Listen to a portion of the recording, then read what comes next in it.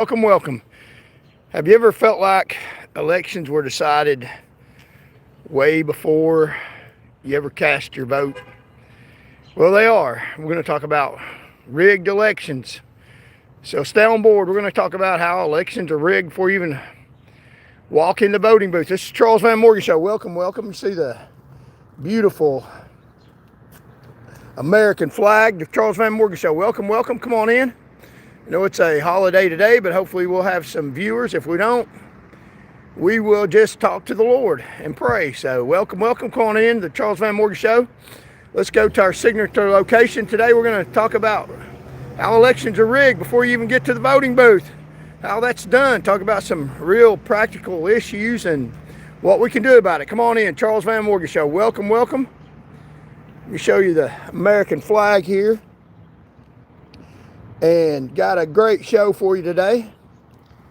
We are talking about rigged elections, about how they're bought before you ever get to the voting booth. Have you ever felt like that in the run up to the election, that the election's already decided even before you go vote, that your vote is pretty useless? Have you ever thought about that?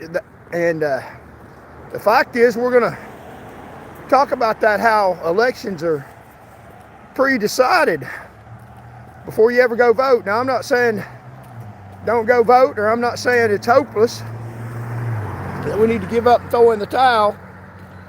It's exactly the opposite. We need to fight harder because of the things we're fighting against, but we're going to be realistic and talk about the things we're fighting against, because your perception, if you see what I see, and most of y'all do, thank you all so very much for watching the show. The Charles Van Morgan Show had awesome viewership, and I certainly appreciate it. And you all are really smart people, and thank you so much. And have you looked and thought, hey, these elections are decided? I've had people say that to me, that, hey, elections are decided before the vote. Why should I go vote? And some of them still do, and that deters a lot of people from even voting, because the perception is, hey, they already know who's going to win. It's already pre-decided. My vote doesn't make any difference. And you're right on the front end that elections are pre-decided. And we're going to talk about how that's done. It's rigging. It's wrong what they do. And they make it legal to do it. And we're going to talk about some specific circumstances where they do that. Draw the lines together, connect the dots. Other news shows isn't doing this. This is Charles Van Morgan, Unbridled News. Other news is part of the problem. They're the ones doing the rigging, helping the rigging. You know, the news media, depending on what position you take, you can watch whatever channel you want to. Let's see if we got see if y'all can hear me. Can y'all hear me? So I think my damn, hello, can y'all hear me? I think my little mic fell somewhere. Hello, it's the Charles Van Morgan Show. Welcome, welcome. So yeah, some people think that the elections are decided way before the voting ever takes place, and I believe that to be the truth. And we're going to talk about some specific things, some specific facts about how that is done. You know, it's follow the money, and where does the money come from? A lot of elections are bought from debauchery money, from money bought off bad stuff, goes to political candidates, and the political candidates in power protect the debauchery because they get money from it to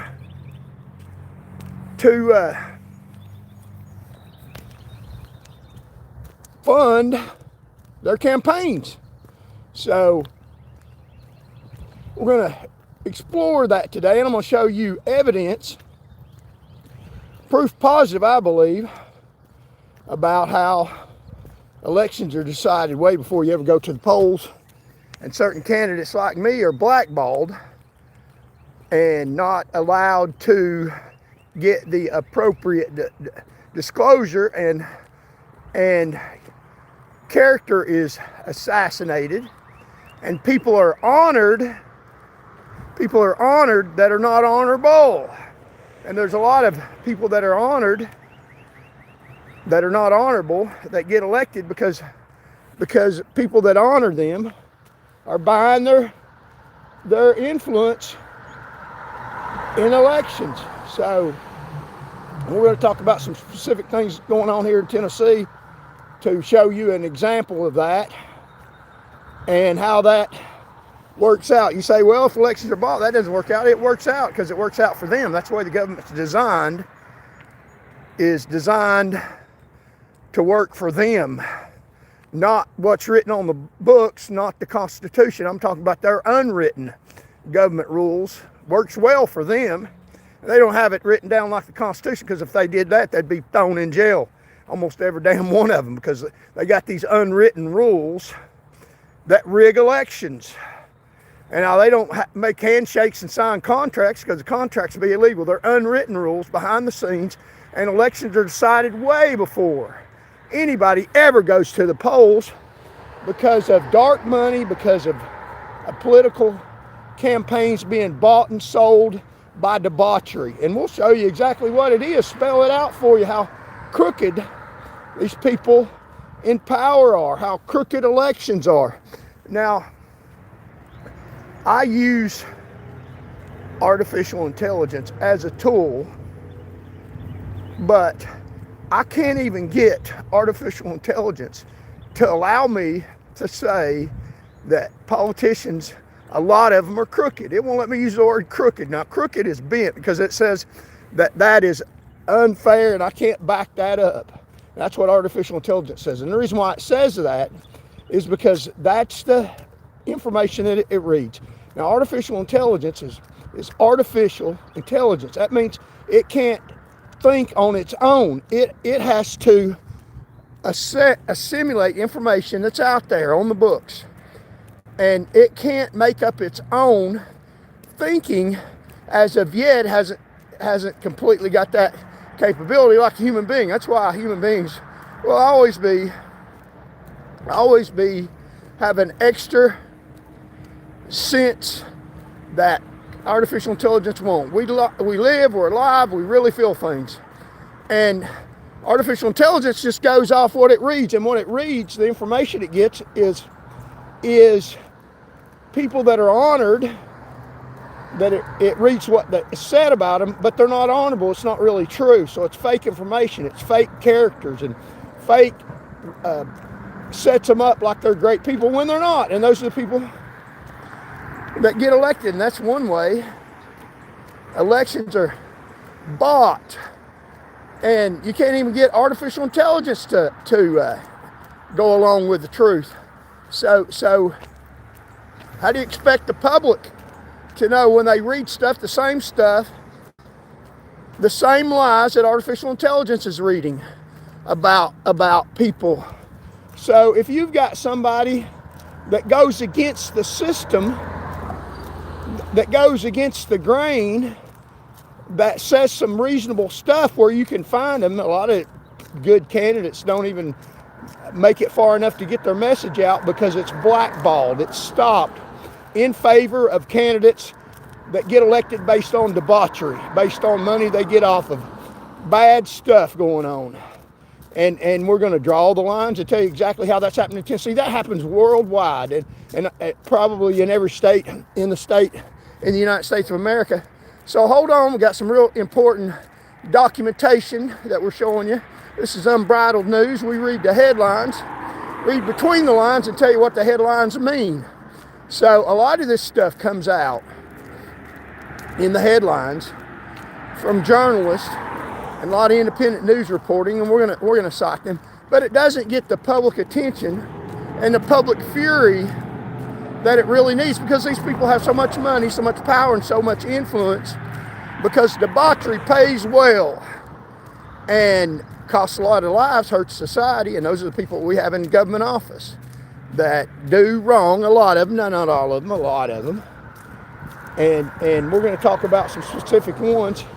So the topic of today, and this is an election year in the state of Tennessee, is the fact that elections are bought and paid for. Follow the money. Elections are rigged. Now, AI won't let me say that. Rigged elections. They're rigged. They're rigged as hell. And I'm talking from experience. I've been through 2 elections that I've run in.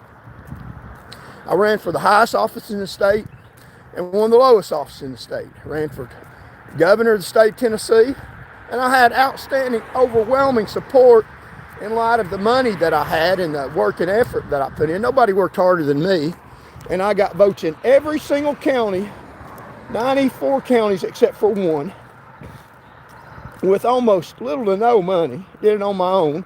Didn't want to take people's money, although I got a lot of small donations from people.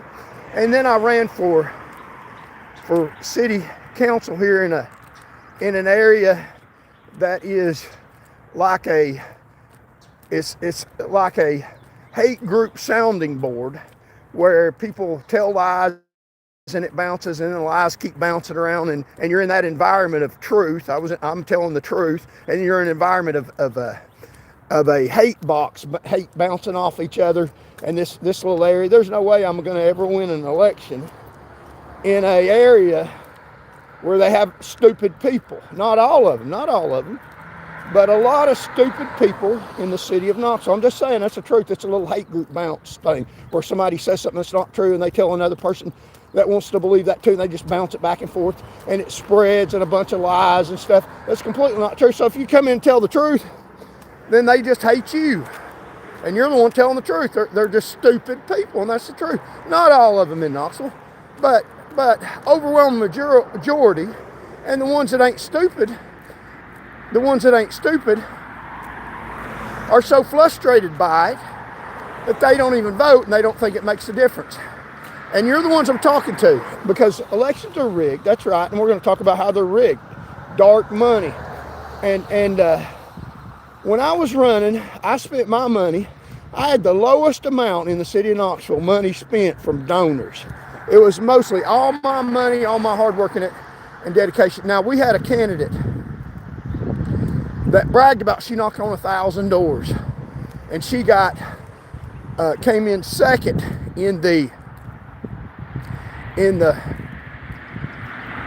or third in the primary, where she almost about 30-something votes short of making it to the general election. So she did really well, and she got about 1,000. She said she bragged, she knocked on 1,000 doors, and she also got a lot of donation money. And I knocked on 6,000 or 7,000 doors. I do the work, and they get the votes because it's a little hate bounce off area. And I'm not running a political campaign now. I'm running a truth campaign. This is Charles Van Moore, Unbridled News. And quite frankly, if you want to hate on me, you take a number and you wait in a real long line. You try to hurt me, and it won't work out good for you. I assure you of that. I don't care if you wear a badge and a gun. I'll obey the law. You got a warrant, you want to arrest me, I'll go peacefully. You try to hurt me like some of them have, and you'll have a bad day. If not that day, a day in federal court. Because I do know my rights, and I will exercise them. I have no alternative. So we're talking about rigged elections, and they're rigged as hell. They're rigged as hell. AI won't let me say that. It explains that away. Well, AI, is wicked as hell in a lot of things. And the way it tries to make you think like some stupid, dirty people. It's owned by the government, for the government, owned by private, dirty corporations to program you into believing their lies. Now, it's getting out of control for them, where enough people like me put out enough information, then it's going to start thinking on its own. And I feel sorry for people in government power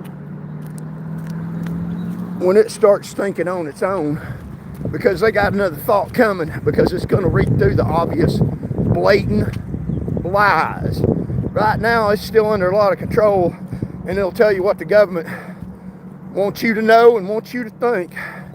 But it's got capabilities, which is why government's afraid of it, of thinking on its own. And when it thinks on its own, the truth floats to the top. It's not easy. It's not easy to cover up. And AI will start picking up on that. When you ask it a question, it's going to tell you not the politically correct question or the answer that's bought and paid for by some billionaire that's absolutely not the truth. It's going to tell you the real answer and the really way that it really is. And that's going to scare these billionaires the hell out of them. That's the reason why they're spending so much money trying to control AI. Because when it gets out of control, it's going to start exposing the dirt, the trash. I mean, look, they have covered up for years. People in public office have covered up for years. The Jeffrey Epstein saga, all those sick people in the government that are involved in a lot of that child sex trafficking. And a lot of them aren't, but a lot of them are involved in that. And of course, if you read about some of these people that have been elected to public office that are highfalutin people in other nations, if you read about what's said about them, their character, their reputation in the world, it's outstanding. And I'm not naming names about that, but some of them have pretty close ties to Jeffrey Epstein and accusations that they sexually abused, raped children. But if you read the character, the honor, they were pretty good people, and they could have got elected to any high office while they were scum of the earth. Most people in criminology believe that raping a child is something that is not acceptable in anybody's world. And that's you're not a good character when you do that. That's not a hard thing to believe. That's not a stretch. And there's a lot of people in public office that have a lot of question marks over their head. Now, some of them can dispel it. It's absolutely wrong. And they're not involved in any of that. Guilt by association is not true. That's not true. Just because you know somebody that's involved in something or you've talked to them, that's not. Guilt by association is absolutely wrong. But some of them, there's a lot more than that. And it is guilt by not just association, guilt by accusation from people who have facts that are telling the truth.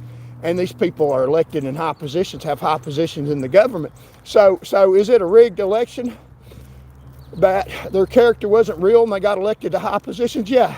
So is it a stretch to say somebody like me that can't get out of the box, that runs for public office and does the work and has a heart genuine to protect the public, has done it in the past more than anybody else, should have an outstanding character, but I'm such a threat to the Jeffrey Epstein clan and the people in the government power now that I can't hardly get any votes, and they make it look like I'm an evil person when they've done something that is really heinous. They have done stuff against little children that everybody considers wrong. And I have never been convicted of any crime. So tell me, like I said, I got some practical experience that elections aren't rigged. Depending on whether you get any votes is depending on if you're willing to go along with debauchery in a lot of cases. Now, there are some, and I'm not talking about every single elected political official.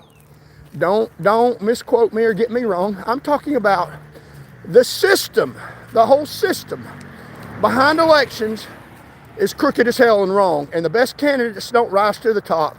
And you got a whole facade of lies and dark money and debauchery and honored people that aren't honorable that win these elections. And that is the truth. I won't back down from that. There are good candidates, but they get in the right place at the right time and stay quiet enough. They have to go along to get along to protect themselves. Now, I'm not saying they're not good people and don't do a lot of good things. Thank God for those very few people. that are in public office, that are honorable, that do fight for what's right. But you can quote me on this, there's very few of them, very few of them. And the ones that would make a real difference, like me, I have in the past. I'm not just saying things I'm not capable of that I haven't done in the past. Past performance is an excellent predictor of future conduct. In the past, when I was in the government, in official government capacity, I lowered the fatality rate better than anybody. Less people were killed because I have a heart that cares about human life. That's my litmus test. I'm voting for any political candidate. How do they value human life? What's their value placed on human life, our very existence on the planet? Everybody, little children, Nancy Gumphrey, everybody, even little children that have autism, that have been abducted. What's our value on everybody's life? That's my litmus test. If you have a politician that has taken measures to protect human life, then and went against the grain, I don't care who honors him or who dishonors him. That's somebody I will vote for. I don't care what AI says about him. I don't care what the national news says about him. I do not care what other people in the hate box says about him. I'm going to vote for what I know, for the facts I have, based on what I see with my own eyes, and this is what you should too. We're talking about rigged elections. Based on what I know, what I see, or based on what a reliable witness that's been tested, tried, and true tells me, almost just as well as if I'd been standing there. And that's what I go on, not what's been told to me, not what's been fed in my ear. And I'm going to say something that's very, very important. And I hope if you don't get anything in this, get this one thing in this video today. Thinking is hard work. That's why degrees are hard to get. You have to think, you have to pass tests, you have to study. And people do that all day in their jobs and stuff, and things that they have to do. Thinking is hard work. It takes stress and time and effort and going over things and battling with issues and battling with things. Thinking is very hard work. But as far as our elected officials go, people that we put in power over us that have the ability to protect our lives of our children and protect our future, we need to do the hard work, to think through things, through issues, and think about these candidates and pray about it and think through things and set aside time to consider these political candidates and not what the news is saying, not what the propaganda is saying. And if you have a chance, meet them, get your impression of them. They are having right now in Knox County, they are having places where they're going and offering the public to come and meet them. Go meet these candidates, get your impression of them. Maybe ask them a question, say hello to them, see how they react, and see what your impression of them is, and see how they stand on issues. And if they've held political office before, look at the job they did when they were in political office before. And I'm going to weigh in on the sheriff's race here in Knox County. And there really doesn't seem to be a good choice, and so it might be picking the best of the worst, the least evil of the bunch. I don't know. I'm going to look into it, and I'll tell y'all who that I think that I'm going to vote for. And but it seems that the elections are pre-decided. And we're going to show you, we're on our way to the bridge, our signature location, where we were rudely interrupted and assaulted just the other day by the Knoxville Police Department, exercising our First Amendment right, not blocking any sidewalk, not blocking anybody. And that's another way they interfere with elections. I mean, quite frankly, if I were Bill Haslam, the great sexy man that he thinks that he is, that has a lot of money to fix his hair and fix his teeth and his little puny self, and officers got calls on me. They would arrest on him. They would arrest the caller. If I called in a complaint on Bill Haslam, they'd probably arrest me for making a false complaint. But you get somebody out here that's got every much rights as Bill Haslam. I got every right that Bill Haslam has. Supposedly, in effect, that Constitution that they have a problem with. They hate that Constitution. People in government power hate the Constitution. They do. Almost every damn one of them. Every judge in Tennessee, almost for the most part, hate the Constitution. It's something they got to get around. They got to figure out a way around it. And because the Constitution gives you your rights, and they don't want you to have any rights. The court system, the judicial system, in the state of Tennessee, the system, and I'll show you proof. I'm not just talking off the top of my head. I'll show you. I'll draw the lines. I mean, this is good stuff. It's like common sense. You ain't even got to be a genius to say, yeah, that goes together. I know that. That's how my life works. And if you put that in that same circumstance, that's how it works. I'll draw the lines. And I'm talking pretty ambiguously now. But I'll show you some direct stuff, how they get their way. They get their way, and they get their way, and they get their way. But you say, we got a Constitution. We have the right to freedom of speech. They get their way. I'm telling you, if they don't want you to speak, you're not going to. They'll retaliate. They'll rig it. They'll find a way around it. That's why they hate the Constitution, because they're not supposed to do that. They get their way, and I'll show you how they get their way. No matter what, and your rights don't matter. That's why it is so important, so awfully important. As a defensive measure, it's almost gone now that we, in mass numbers, even though they have their candidate picked and the election's already decided, we can make it have such a awesome show up at the polls by more than we the people. We the people get it wrong by we the Christians.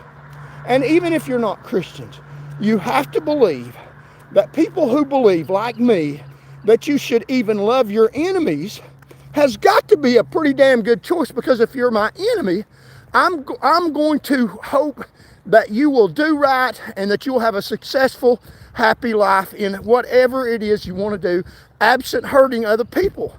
And the people in power now are not like that. They're not out for your safety, health, protection, well-being. They are not. They're not Christian, and their conscience is seared, and they do evil stuff. In fact, they get elected and promoted and get more power, more influence off debauchery, off your demise. That's the truth. I'll show you. I'm not talking off the top of my head. I'll show you newspaper articles and proof. It's in there. You just got to think. That's hard work. Go with me. Some of it, and I'll make it simple for you, where you ain't got to do the footwork. I've already done the footwork. I'll show you what it's all about. I've already done the hard thinking. And I do a lot of it. A lot of thinking, planning, preparation, and I do a lot of praying. I do a lot of reading. I do a lot of research, and I'm going to lay it out here for you plain as day. You don't have to take loops. It's real simple. And it wasn't simple for me to come up with the truth. I had to dig and find and sort through things. But I've got the damage to him, to them, legally, and not defamation. It is every bit true. And I'm getting ready to lay it out for you. Plain and simple, to try to make the election before the vote a little bit more suspect, where you don't know who's going to win. Because Charles Van Morgan throws a little wrench, it throws a cog in the wheel. And that's what I'm doing. I'm throwing a cog in their well-oiled machine that's really worked well for them. Let's stop that little cog and put in some real hard thinking, some real hard knowledge in their crooked little machine. They thought, well, you got the lowest votes in the election, the last election. You're beat. We beat you bad. Why don't you give up? I won't give up. God's on my side. I won't fear what man can do to you.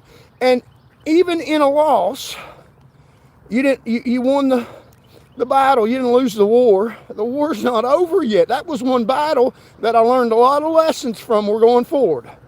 I went through 2 political campaigns. I've actually been on the ballot, ran for office, and learned a few things. I learned a few things to make me more dangerous, not in a violent way, in a way peaceful, that can win elections and beat them. Beat their behind. I was going to use the other A word, but Michelle's got me to try to using better language. So, Michelle, for you, we're going to beat their behind, beat it bad, knock them on their can. So, you know, they got one sheriff deputy running that was former UT football player. Real big guy. I've met him personally. And quite frankly, I didn't get a very good impression of him. Just now, if he wants to change my perception of him, that's fine, but I got to write to my views and my opinion, but I didn't get a very good perception of him. Something about it when I met him, I don't think I'm not going to vote for him unless my opinion changes. But he's a real big guy, real big, used to be a football player. And, you know, we're going to, in the election, in the voting booth, I hope we knock him on his can. I hope somebody puts a bucket behind him because he's a big fella, so it'll guard his fall, and he'll just sit up and knock him back on the can. And that's my thinking about the former UT football player that's running for sheriff. You know, just because you was a UT football player and you're a big dude, don't scare me one bit. We're gonna do it the right way, and if you want to talk to me and tell me what your plans are about fighting the crooked inside the sheriff's department that's dirty as hell right now, how crooked those people are that work for the Knox County Sheriff's Department. Not all of them, majority of them. And some of the stuff they do is unfreaking believable how crooked it is. They're some of the dirtiest people in that jail at the Knox County detention facility. And I'm not talking about the inmates, I'm talking about the corrections officers that work there. You heard me correctly. I don't care I don't care. Let them hear this. That's true. Some of the dirtiest people in that Knox County jail. And I'm not talking about the inmates. The inmates, some of the best people. They've learned hard lessons. Some of them learned a lesson. Some of them completely innocent. I'm talking about the ones that wear a badge, say Knox County Sheriff, that work at that detention facility. Some of them dirty as hell. And I'm not just speaking that because what I read in the newspaper. I'm speaking that out of personal experience where I have put my boots on the ground in there, lowering the fatality rate. And some, not all those sheriff's deputies, are dirty as hell, work to increase your fatality rate, did stuff dirty, filed frivolous false complaints, astonishing criminal activity in that Knox County jail, that the sheriff under J.J. Jones, he just let it go on. That's fine with him. And, you know, that's all right. He's a big sheriff. He ain't worried about debauchery going on in his jail, about false complaints. He ain't worried about the roads. I don't think he was. I wouldn't vote for him either. I sent him an email asking him what he's going to do about the cleaning up the sheriff's department and officers like Marty Nix that have been mistreated by Knox County and the system, the people here in law enforcement. And he didn't answer me. Well, I'll answer him, J.J. Jones. I'm going to try to get people together, and it might help you. I don't know. I got a right to say this, and if you don't like it, I don't care. You're a big fella too. Maybe somebody put a can behind you, so when we knock you over with the votes, it'll give you a soft landing. Because we're going to kick you on the can, hopefully, at the voting booth, not violence. So he's a politician. Now I know a candidate that I've tried to get to run, but he has that would have a good shot at it. But he's neglected. He don't want to get into dirty politics, I don't think. But if you're listening, you know how I am. You know who you are, and you know who I am. Then you still got time to get in the race. It's worth it to try. Give it a shot. Give it the old college a try. He's such a good person. I don't know if he'd win, but he's got a lot of years in law enforcement. A great man that is of excellent character, that I would support 100%, but he's not going to enter the race. It's too dirty because elections are decided before. But I'm trying to undecide them before and throw a little cog in their rigged, warped elections. And that's what this show is about. We're going to draw you lines. Stay on board. Got some real good stuff for you to see.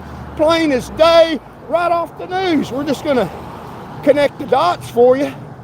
I've thought about it. I've done the hard work. Just sit down right in that chair right there, and I'll show you how it's done. Do the hard work for you, and hit the subscribe button.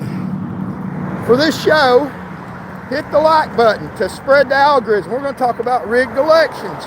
Not in the way they want me to tell you, to bring up some conspiracy theory that's so far stretched that, you know, if you repeat enough, some people believe it. I'm going to draw you the line simple and plain as day.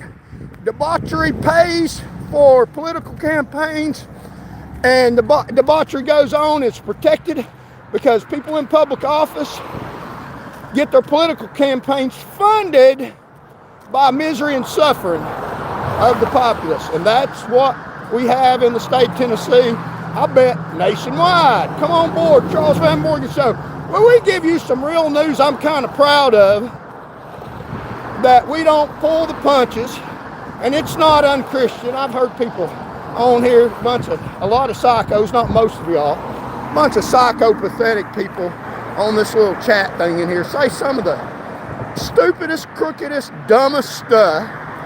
And I've got a little education. I'm not going to say it doesn't influence me, but I got enough God-given common sense not to let every stupid nut make me change in any way what I'm doing. And I appreciate you being on here. It helps the algorithm. Thank you. But I don't need the algorithm. I'll talk to one or two people that got some sense if I have to. I'm not running a campaign right now. I'm running for the truth. And I've got it right here in my pocket, and we're going to dispel it, disseminate to you all. If you can, fund the channel. Help me do independent journalism, independent news. I'm well qualified, more than any political candidate in the state, but I can't win political office because I'm not involved in debauchery, and I'm not going to get funded off debauchery. And we're going to talk to you about political candidates right now in office that are running, that are involved in debauchery. And some of you might be astonished at, but we're going to spell it out for you. You can think what you want. I'm going to show you what I think, what I've thought about, and the conclusions that I've come to in my heart and mind.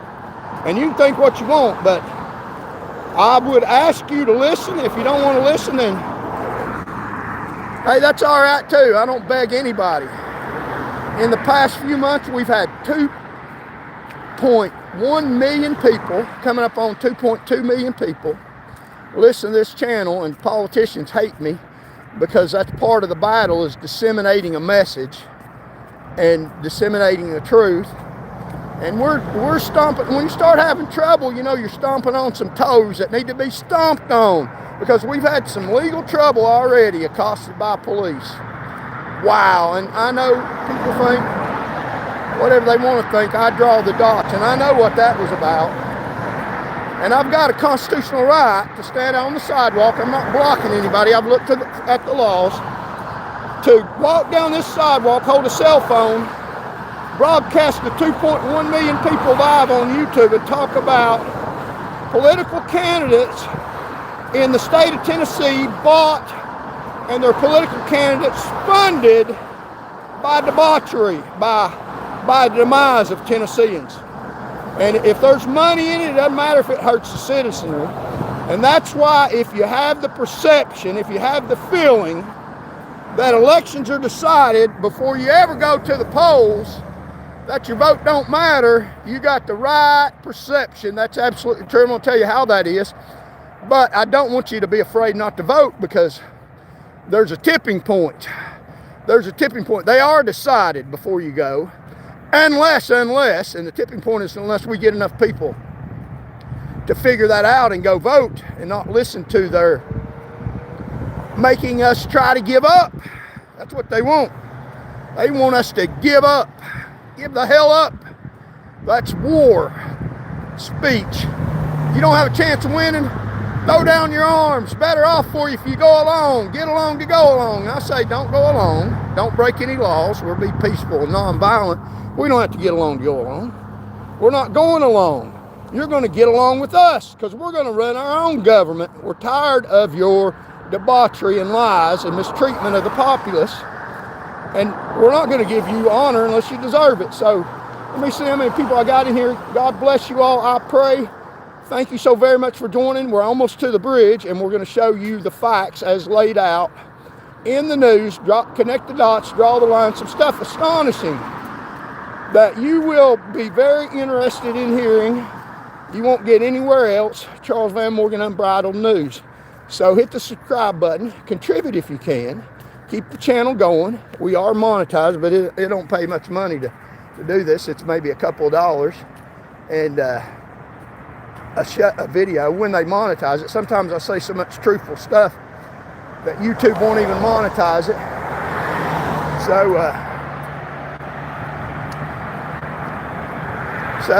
if they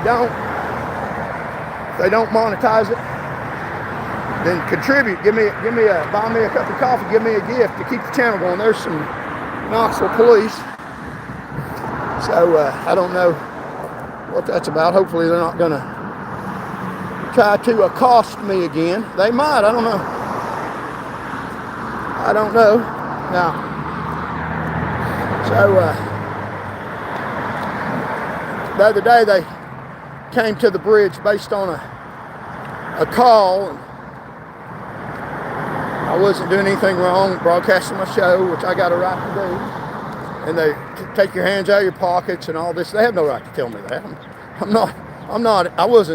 Evidently I was in custody if they're trying to control your movements, and that kicks in the Constitution. There's custodial interrogation is what kicks in the Constitution. If you're in custody, it kicks in Miranda. Custodial, meaning you're not free to leave, kicks in the Constitution. Custodial interrogation kicks in your Fifth Amendment right, where you don't have to answer any questions. And now don't get me wrong, like on traffic stops and stuff like that, you have to ID yourself. But I don't care to tell them who I am. They know who I am. That's why they're doing what they're doing. And we have a city here in Knoxville where the city police, and we're talking about today about rigged elections before you even go to the polls and how they do it and what we can do to overcome that. And we're going to show you some real important information. But the city police department here in Knoxville, this hate box bounce off lies to each other, and they think it's true, and they get built up. This person lies to this person, they spread this lie, and they lie it back, and it bounce. These crooked lies in Knoxville bounce around. And everybody thinks, and they're so stupid. I mean, there's a lot of stupid people in the city of Knoxville. There is. I mean, they're dumb as doorknobs. I'll just have to say that. And that's just true. And I mean, these people here in the city of Knoxville, and we'll tell you about the city police, what I was going to tell you about them.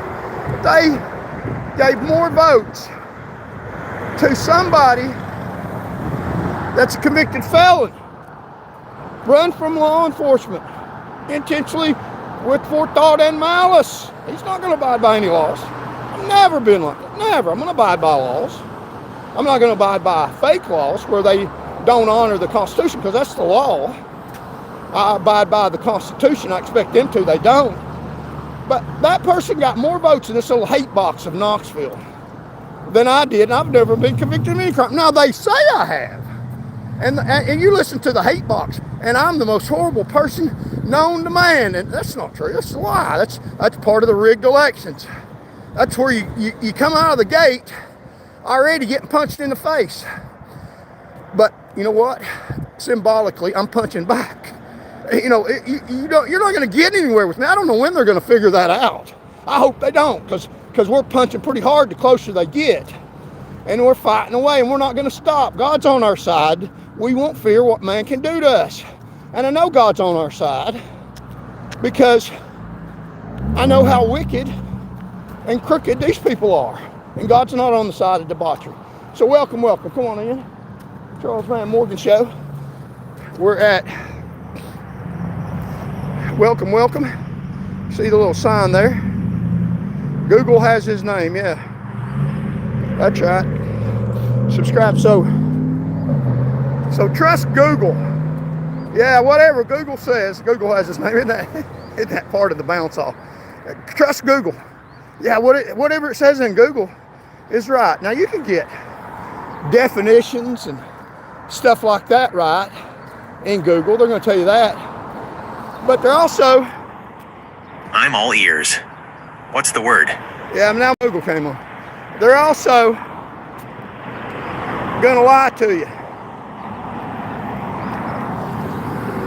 they're also going to lie to you about facts that didn't happen.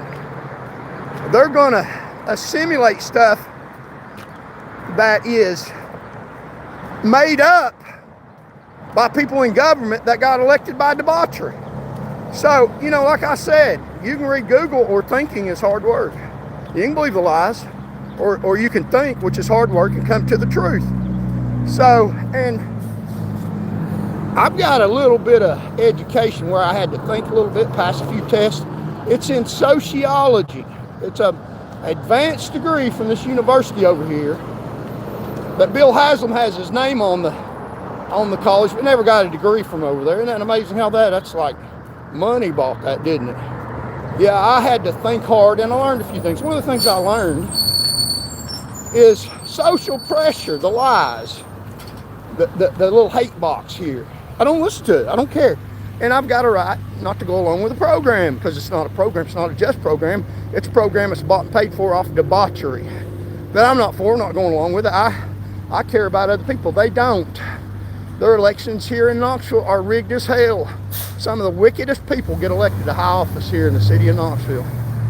You look at the last campaign, a person, convicted felon, got more votes than somebody that's as close to an angel, me, as you can get. I mean, angels protect human lives. That's what I was doing. That's what I was doing. And tomorrow on the show, I'll read you a poem about protecting lives and about what I did. But you don't hear that. You hear the lies from the hate box stupid people that think I'm going to go away because they lie, and they influence a lot of people. But I don't care. I'm not running for public office right now. I'm running for the truth. They're running for lies, hiding behind YouTube. I'm out here in person, real live, real smart. Smart enough not to let lies and the hate box affect me, because this is the thing about the rigged election. This is a little hate box here in Knoxville. Wicked, cruel, corrupt, nasty, dirty, lying, and according to national news, a scruffy, nasty town. And I've lived here all my life. And I'm not running down all the people. There are some good people here, a lot of them, but the ones that vote are not very smart, buying into the debauchery, or don't want to think for themselves. And they're not very smart. They passed up somebody who's got a doctor of jurisprudence, who is honorable, pretty as close to a saint as you can get as far as in public office, and I got numbers to prove it. But that's not what they say, and I don't care what they say. I really don't. You can be as dumb as you want to be as dumb as a doorknob. I'm not going to go there with you. Just because other people are dumb don't mean you got to be dumb. And most of the people in here that listen to my show understand what I'm saying. I mean, their neighbor is, about some political candidate, run them down to dirt, and you voted for him, and you're thinking, well, I just don't sit. Then you don't want to argue with an idiot, so you just let them be stupid, because you don't want to be attacked or shot at because you're truthful. And that's the way these people are. That's the way these people are. They're dumb, and you can't fix that. They're not going to think, and they enjoy their evil and hatred. And you be you, and I'll be me. I'll stand up for we the Christians, and I will not go along with convicting innocent people.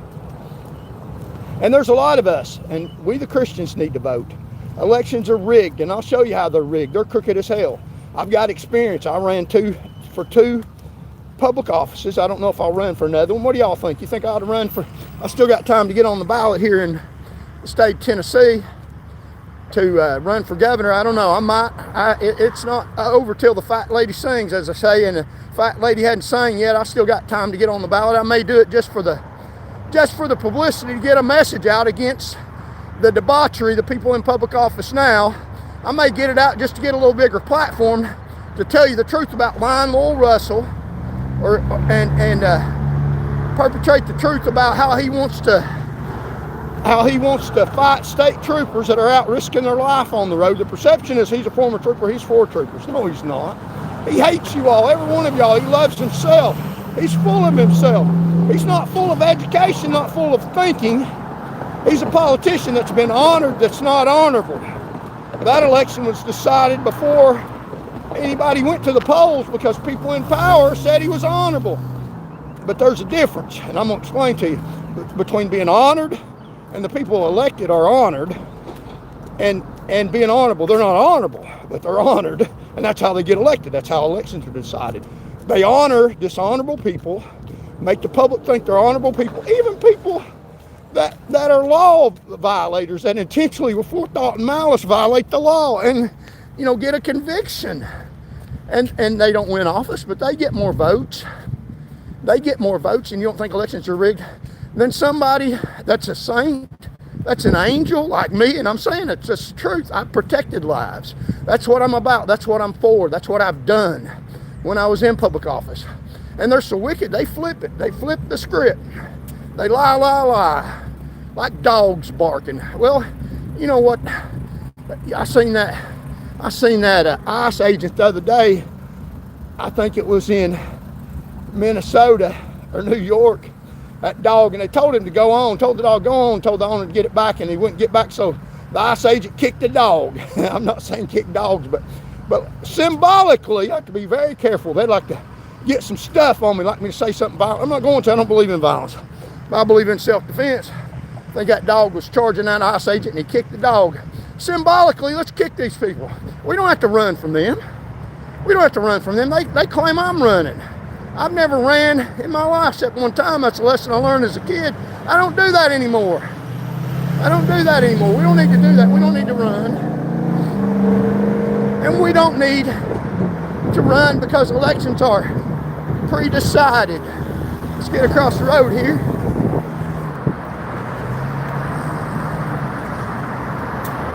So yeah, we got a bunch of people coming up on our beautiful view, coming up on our signature location, and as long as we can. And this is dangerous as hell doing this. May have to change locations. We'll stay here as long as you can. And you all pray that God protects me, that God's angels are around me, and pray that his angels are around you and your family. And I pray that in Jesus' name. And because what we're doing is dangerous. We're uncovering a system of injustice. We're uncovering the political system, the crooked ballot box, the rigged elections. Trump's been saying the 2020 election was rigged. He's never said any different. And he got elected to public office. So just because you're saying that the election is rigged, it's not gonna stop you from maybe getting elected. It's not gonna stop us from facing the truth. And, you know, elections are rigged. They're decided before. They're decided before. Hello. They're decided before anybody ever gets to the ballot. And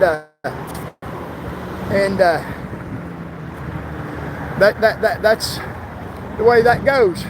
And we're going to explain to you how through debauchery. Show you some evidence here. We'll look at the beautiful view. Hang on with me. We've got some real good stuff for you.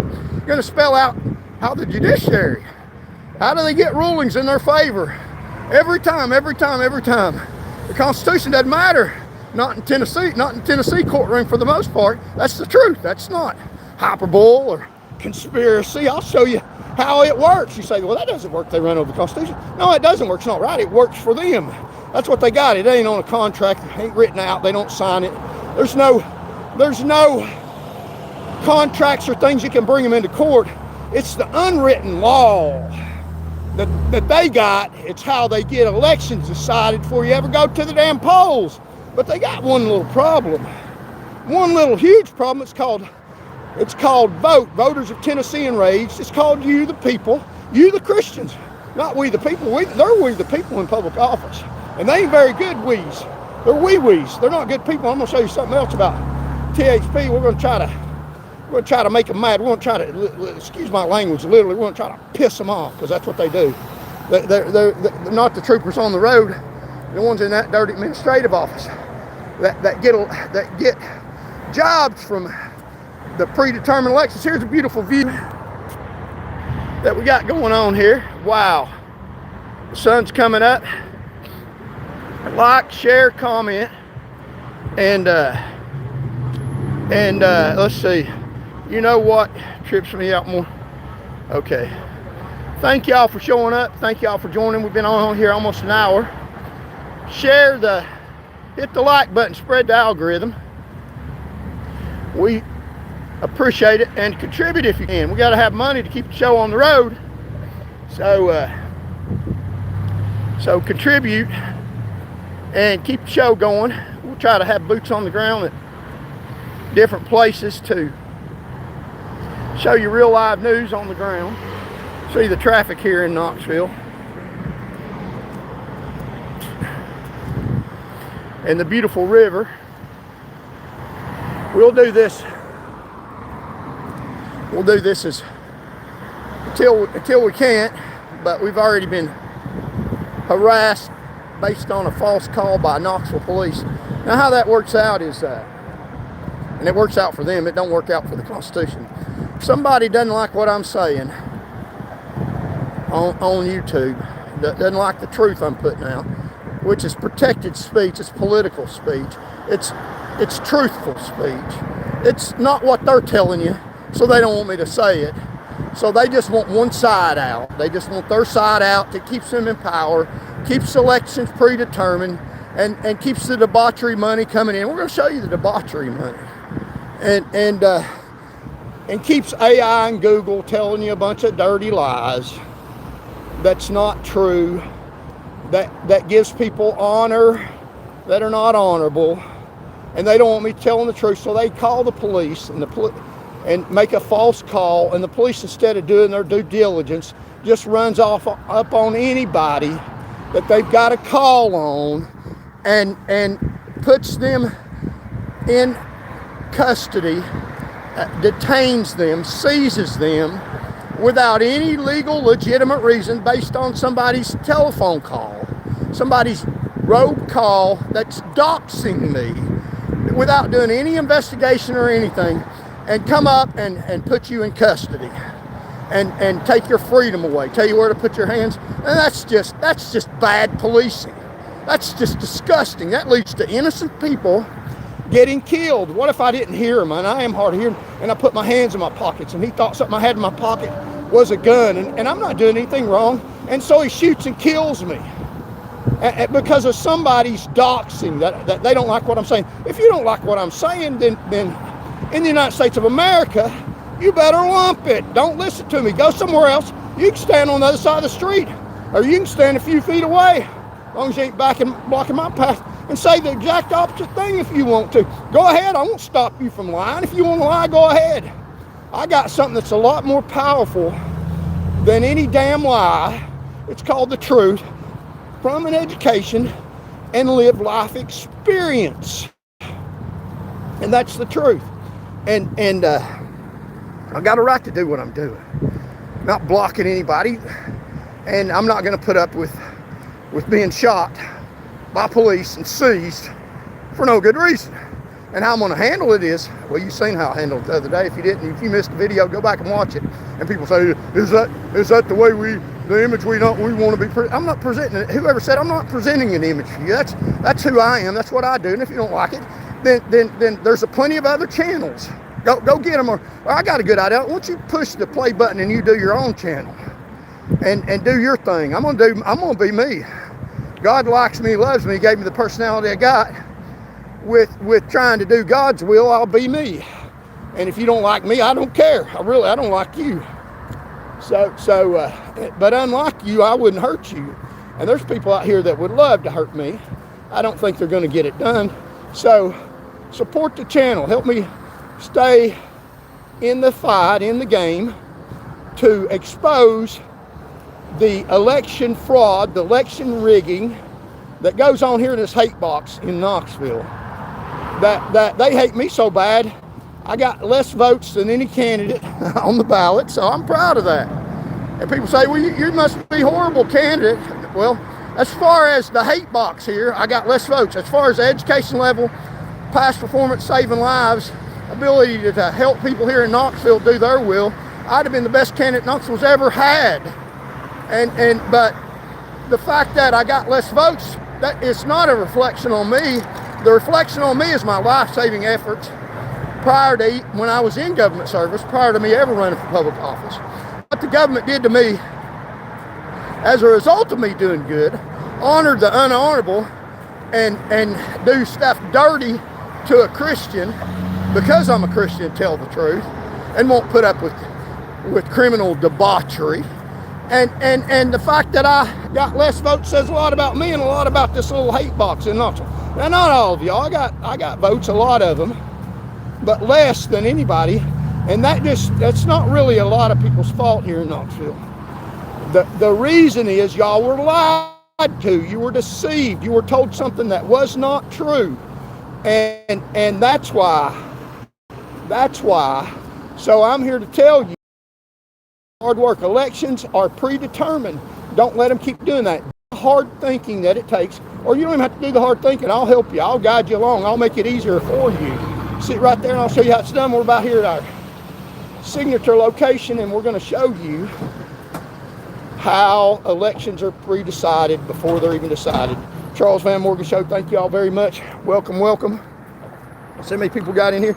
Yeah, I got quite a few. We're going to show you how elections are bought and paid for. Bought and paid for Tennessee elections, Knoxville, with proof. I'm not a conspiracy theorist. I'm telling you the truth. So I'm not saying you're for sale. What I'm saying is the system around your votes gets bought. The system by ads, access, and image. You know, they created an image of me that's false. It's just a complete, total lie. What they have said about Charles Van Morgan. And the image was bought and paid for by people in power. Money tilts the outcome of elections. People know that. Before you ever go to the polls, everybody knows who's going to win the election. You don't decide elections by yourself. Visibility does. That's why you have people that don't have a lot of money don't have a chance in elections, for the most part. So money pays for ads, access, and image, and a lot of the money comes from vice and addiction. Now, I'm not just saying off the top of my head, I got proof of that. So got some real good stuff for you. You might want to hang around. We're talking about elections, the people in power that have a right to decide that the Constitution doesn't apply to you, and it doesn't apply to them as far as criminal laws. They got a right to do whatever they want to. Every time. It doesn't buy your vote, it buys the environment around it. It influences, has an influence. Charles Van Morgan, Master of Arts in Sociology, it influences. Thinking is hard work. You have to think against the influence sometimes and test it, see if it's true. I'll test it for you and tell you it is not true. They're full of lies and debauchery, and part of what makes it miserable in the state of Tennessee. Now, here's a real world example. I've said a lot of stuff, made a lot of accusations. I'm not like I'm not a conspiracy theorist. I'm going to tell you a real world example. Now, it's in the news, but it's hidden, and power and money covered up. ProPublica reports advanced financial owners also own most of Action 24/7. Now, Action 24/7 is a gambling outfit, sports gambling. Advanced Financial is a loan company. So a loan company owns a betting facility mostly, and they own most of it. So imagine that. Imagine that now. You see a little issue, and there's more to it, but a little issue. You see maybe an issue with a loan company where they loan money at a high interest rate, 2.79.5% interest is what Advanced Financial charges. At a higher interest, they loan money for somebody to bet, and they also own the betting place. I mean, that's a little fishy. You smell a little fish there? Yeah, and so it gets worse. We're going to go more into detail about that. And this is how elections are pre-decided. Now, these people that are associated with Advanced Financial and Action 24/7 that get money from these people have done stuff to keep that legal and got elected. So people want off debauchery. So ProPublica reports, I'm getting this off ProPublica, advanced financial owners, and this is not the only thing that this candidate has done, a lot of stuff. this is just part of it. He owns Advanced Financial, most of Action 24/7. Gambling, sports gambling, and Advanced Financial owns the interest rate is 279.5%. That's high interest. So, Advanced Financial was a major political donor to Speaker of the House Cameron Sexton. So Cameron Sexton got a lot of his money from Advanced Financial to run his campaign. Advanced Financial is a place that loans money at 279.5% interest, high interest, and they also own a gambling company, host of a gambling company. So you can bet right there at the same table. You can go up and bet money at the same table that you can borrow money. So you don't have any money to bet. So you can borrow money from a company that has the betting table right there. So if you don't have any money to bet, then you just borrow money at real high interest and bet. You see that? That's kind of fishy, isn't it? And that company, Advanced Financial, and the gambling company that's owned by the same people, paid money to Cameron Sexton's political campaign. Now, Action 24/7, a gambling company, sports gambling, owns Advanced Financial. Advanced Financial gave money to Speaker of the House Cameron Sexton. So elections are decided before you ever go to the polls. So they contributed over the past few years about $105,000 to Speaker of the House Cameron Sexton. PAC over roughly a decade. That's buying your vote. So money buys your influence, buys your name, puts your name out there in front of more people, buys you being honored, not honorable, buys you being honored that says you're good whether or not. So a company that is involved in loaning and gambling at the same table gives Cameron Sexton $105,000, and that's not all the story. That's not all the story. He also the Education Lottery Board looked at that situation where a loan company, a high loan,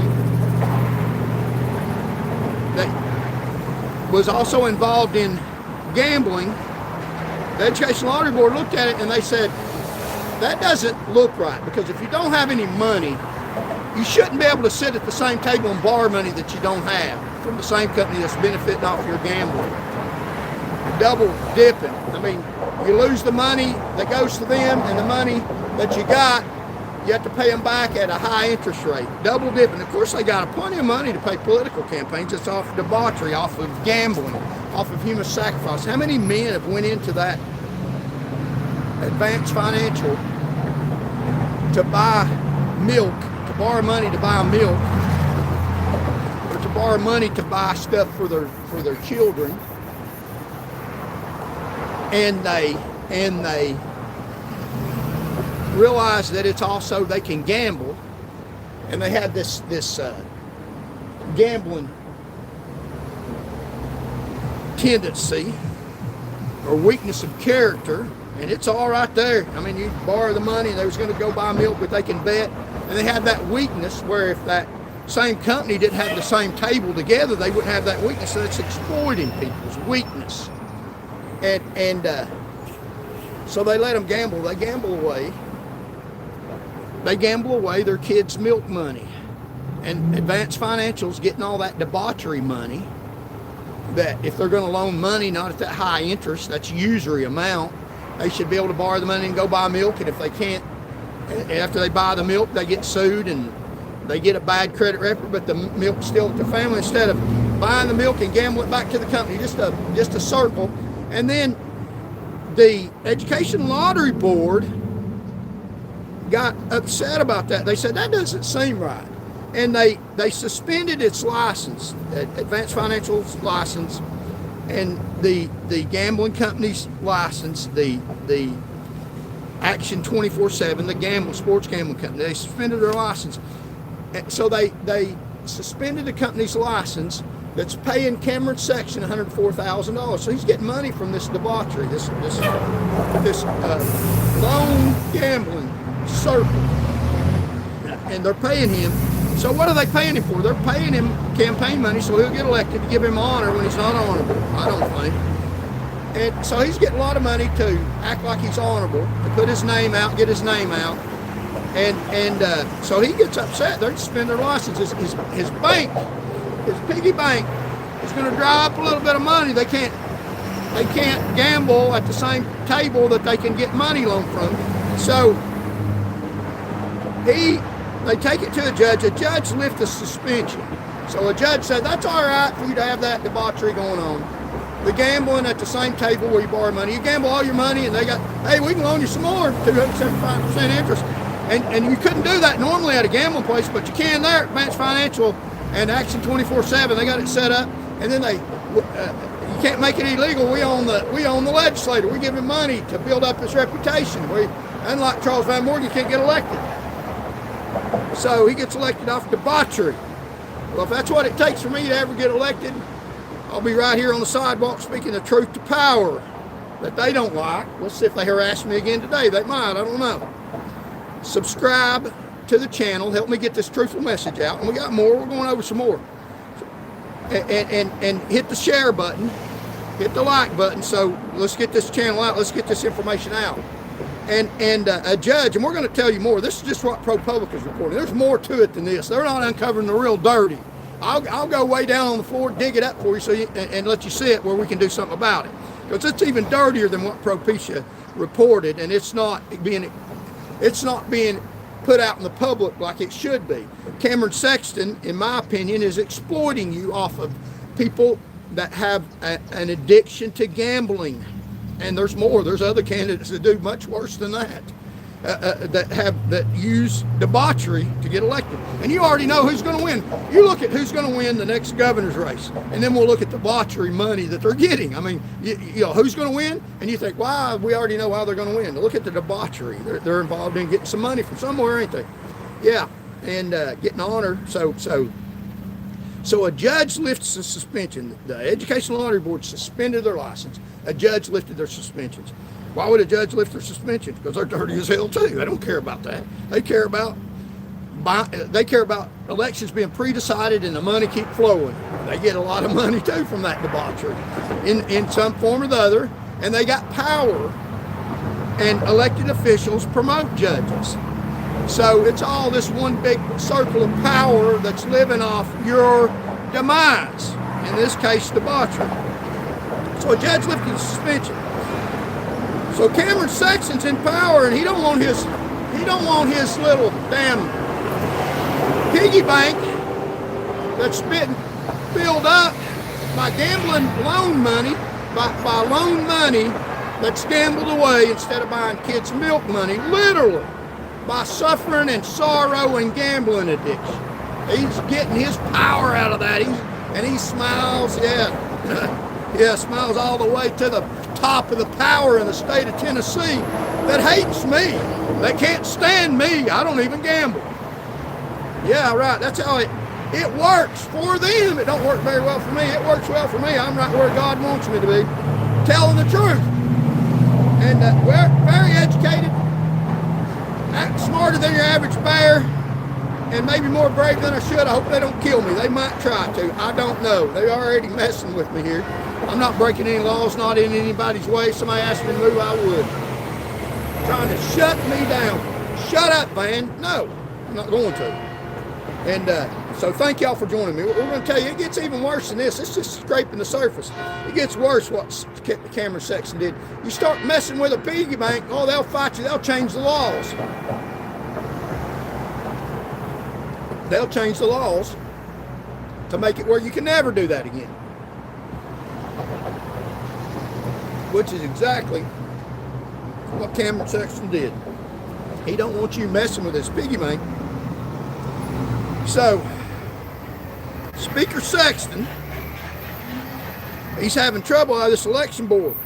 They've suspended the license of his piggy bank.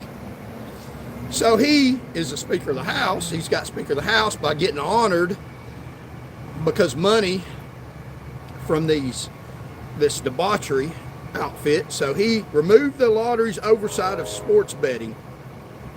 Speaker section published legislation that removed the lottery's oversight of sports betting and created a new regulatory. And ProPublica says the lottery investigation ended after that. So Speaker Sexton, while he's in power, put in power by money, bought from these other, paid for so he could get his name out. The environment around elections changed the law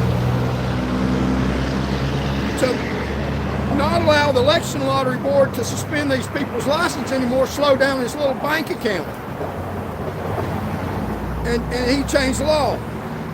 And so the pattern is money, access, rules, and protection. Money, got money from them. Access, he changed the rules to keep the money coming, and protection. And also these judges ruled in Cameron Sexton's favor because he's in power. And it's not every time, but enough times that make it matter so you know who's going to win the election before it ever comes. And this isn't just in Tennessee, this is modern politics everywhere. The people vote, but money shapes what people even see or don't see. And they don't see a lot of the debauchery that's going on. Let's see how many people we got in here, and we're going to continue we're going to talk about the judiciary and how money buys the elections and buys the power. And we're going to talk to you about some things about how they don't want the other side getting out. They don't want me out here speaking that we know who's going to be elected before they get elected because of the people that are out campaigning for them, for the people in power that are getting rich off debauchery, and the fact that I have a alternative view of what they're saying. I don't think these are good people, and I'm telling you that they're not. You have a right, a God-given right, a constitutional right to hear the other side of what the story is, the truth is. You have a right to hear it. Even if you don't believe it, you have a right to hear me say that elections are decided before you ever go to vote. You have a right to hear that. You have a right to hear me say all this stuff right here. And you have a right to hear me talk about the judiciary, how they contribute to this. But, and it's all right. They can spread their name and honor their unhonorable selves all they want to. They can do it. I can't do anything about it. I can't say, shut up, Speaker Section, you're not a good person. I can't tell. He can say that. He can say he's a good person.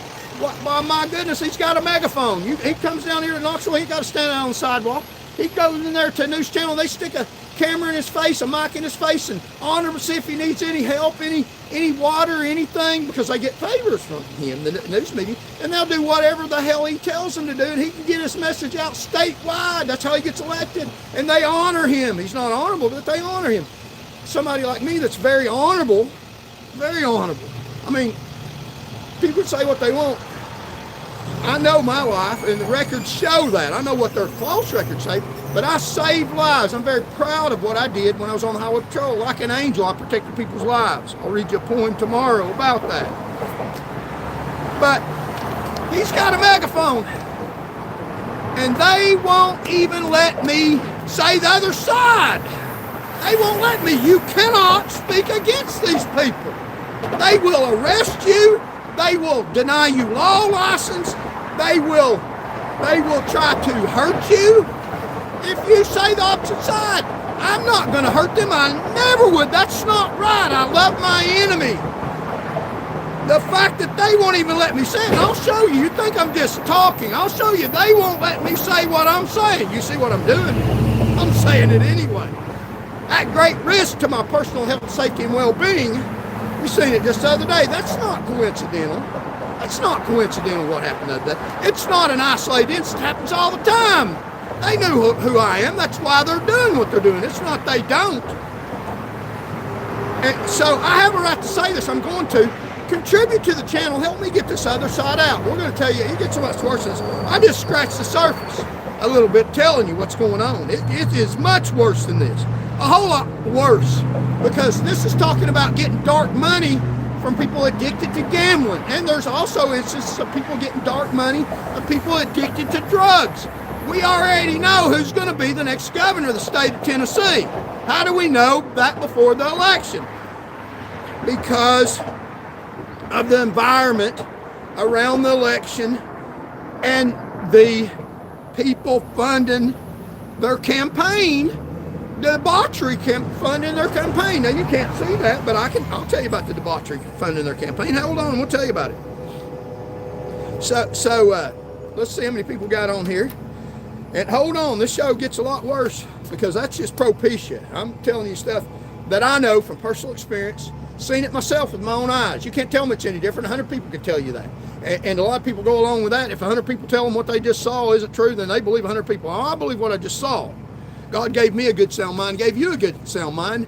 Use it. Thinking is hard work. They don't think. That's why they're lying. They heard it from somebody else who heard it from somebody else. Their brother, sisters, aunts, cousins told them that was true. So it must be true. You know, if you've seen it different, stick to what you know. Stick to what you saw. Compare it with the Bible. Let's look at that. And there's some good things going on in Tennessee. But we're going to talk to you about the environment surrounding an election, and they won't let me put this side out. They don't like me saying this today, but we're going to say it anyway. The debauchery that funds the campaigns. Campaigns are already decided who's going to be elected before you even go to the damn polls. We know that now, but we can do something about it. So thank y'all for joining. We'll tell you the debauchery. Thank y'all. Awesome viewership. Like, share, comment.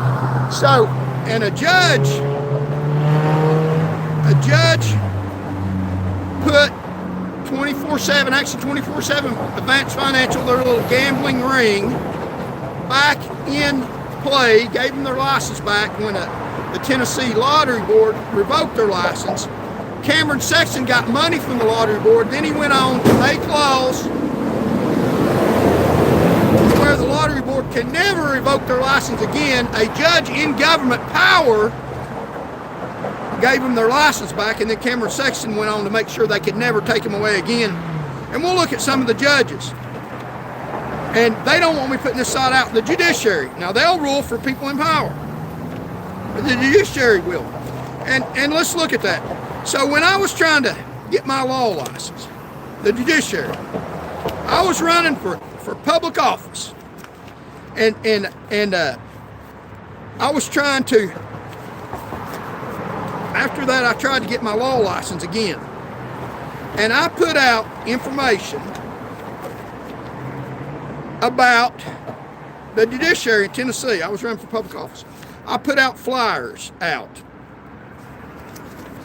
And the Tennessee Board of Law Examiners said that they weren't going to give me my law license because I left political flyers out. I was advertising to be governor of the state of Tennessee, trying to run a political campaign, trying to get my name out. Simple, trying to get Charles Van Morgan. Pretty much saying I'm an angel, I'm a good person. And I was acting like an angel when I was on the road, protecting lives.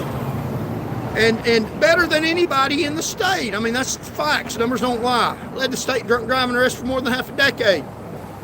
And I'm trying to run for public office. And I know the government tries to dishonor me, but that don't mean I'm honorable. They honor people that aren't honorable.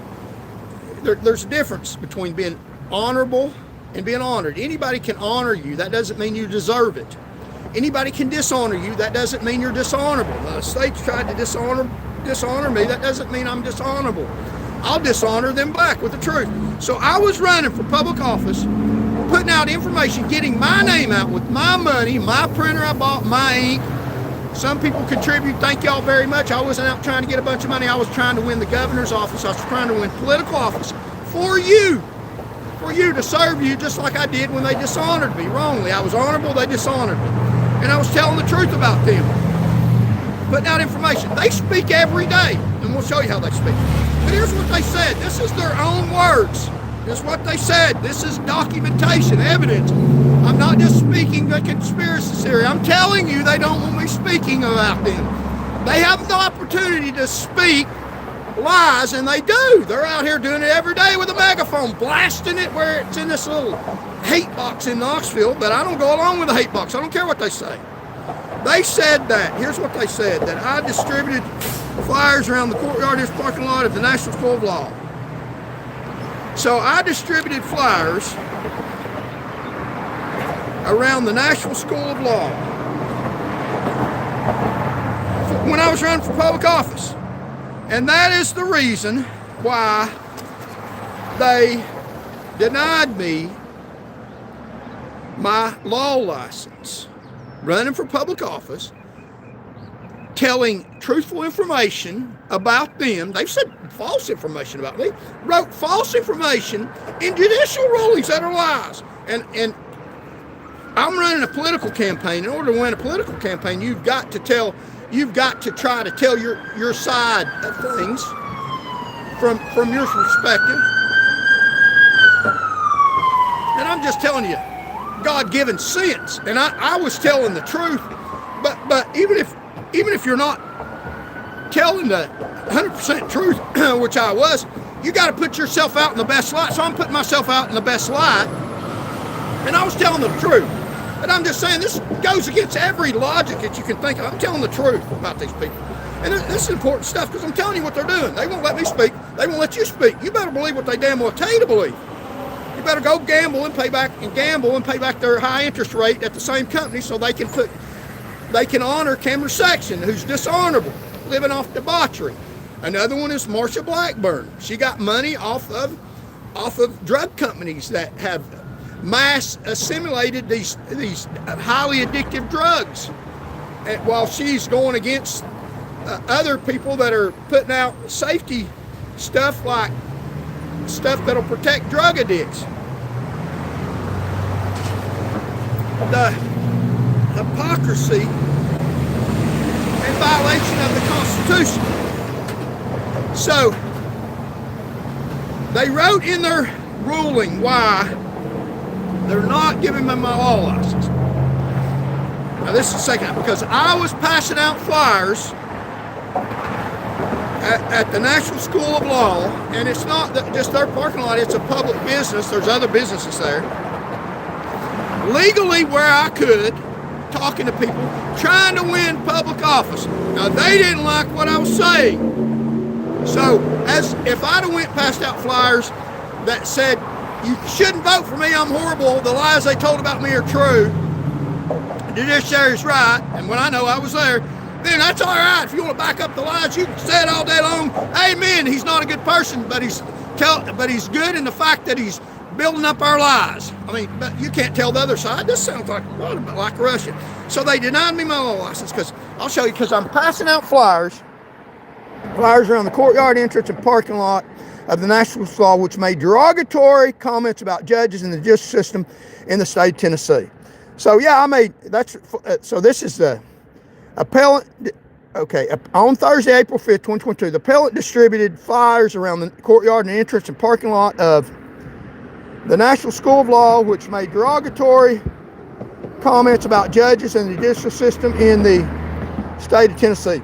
Now, I was running for public office, trying to win public office. Now, the judiciary in the state of Tennessee made false comments. I was speaking the truth. They said I made derogatory comments. I made truthful comments about the judiciary in the state of Tennessee. What I said was true on the flyers. What I said was true. And I'm running for office. I wasn't a lawyer then. They denied me my law license. I didn't pass out any material before they denied me my law license. The judiciary in the state of Tennessee, that's rigged, and I'll tell you that, it's rigged. Go in a courtroom in Tennessee and expect a fair judiciary hearing? I mean, really? You're not going to get one. You're going to get what the governor tells them to decide. You're going to get what Advanced Financial and the gambling company tell them to decide. Whether it's the truth or not has nothing to do with it. It might be the truth, but that's what the gambling, the debauchery wants. So I'm running for public office. On the ballot, got the list, I'm running for public office. The government and judges have lied about me. They've said derogatory stuff about me in all their mass power. I mean, people believe their rulings. That if the judge said that's a fact, it's a fact. It's harder even to contest a fact that a judge is adjudicated. When you go up on appeal, you've got to contest how the law was applied to those facts. Contesting a fact at appeal that's already been determined is like almost impossible. Even if it's a lie, even if it's not a true fact. So they have tried to demolish and dishonor the honorable with judicial lies. The judges lied. They lied in rulings, lied about facts I can prove. A judge said that I should have seen a car off the side of the road because it had a tail light on it when I passed it. You can screenshot. That's a fact. That's a lie. Judge adjudicated a lie. So he lied about me. He lied about me. A judge lied about me. That's derogatory. Wrote it in an opinion, published all over the state. A derogatory lie by a judge. I'm saying that's the truth. He lied about me. Why should he be protected by? He is protected by the system. I can't sue him for defamation. But I can't, when I'm running for political office, if I have any chance of winning, I've got to dispel these lies. So I'm walking around National School of Law and dispelling the lies, trying to win public office. I mean, I'm not just going hating people. I'm trying to win public office for the people. For you, the people. This judge ain't for you, the people. He's for advanced financial and gambling and debauchery and illegal drugs.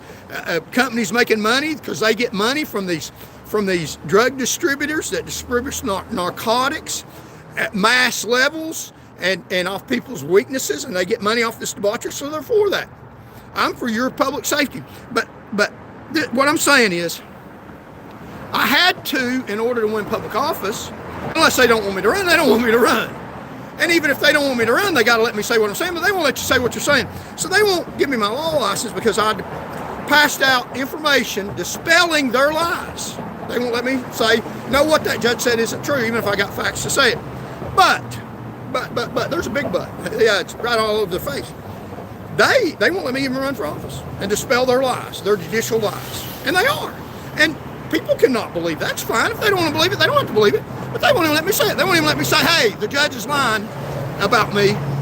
And that's not true. I'm a good person. They won't let me say that. You admit that you're a dirty, rotten dirt, even though it's not true. That's not true. It's not. I'm a very good person. I'm a God-fearing person. I'm not a judge-fearing person. And I don't fear them. That's you better get under us. No, I'm not. I'm not going to do that. You need to do the will of we the Christians, we the people in the state of Tennessee. We're not going to let you decide elections before they're decided. Now here's what they did.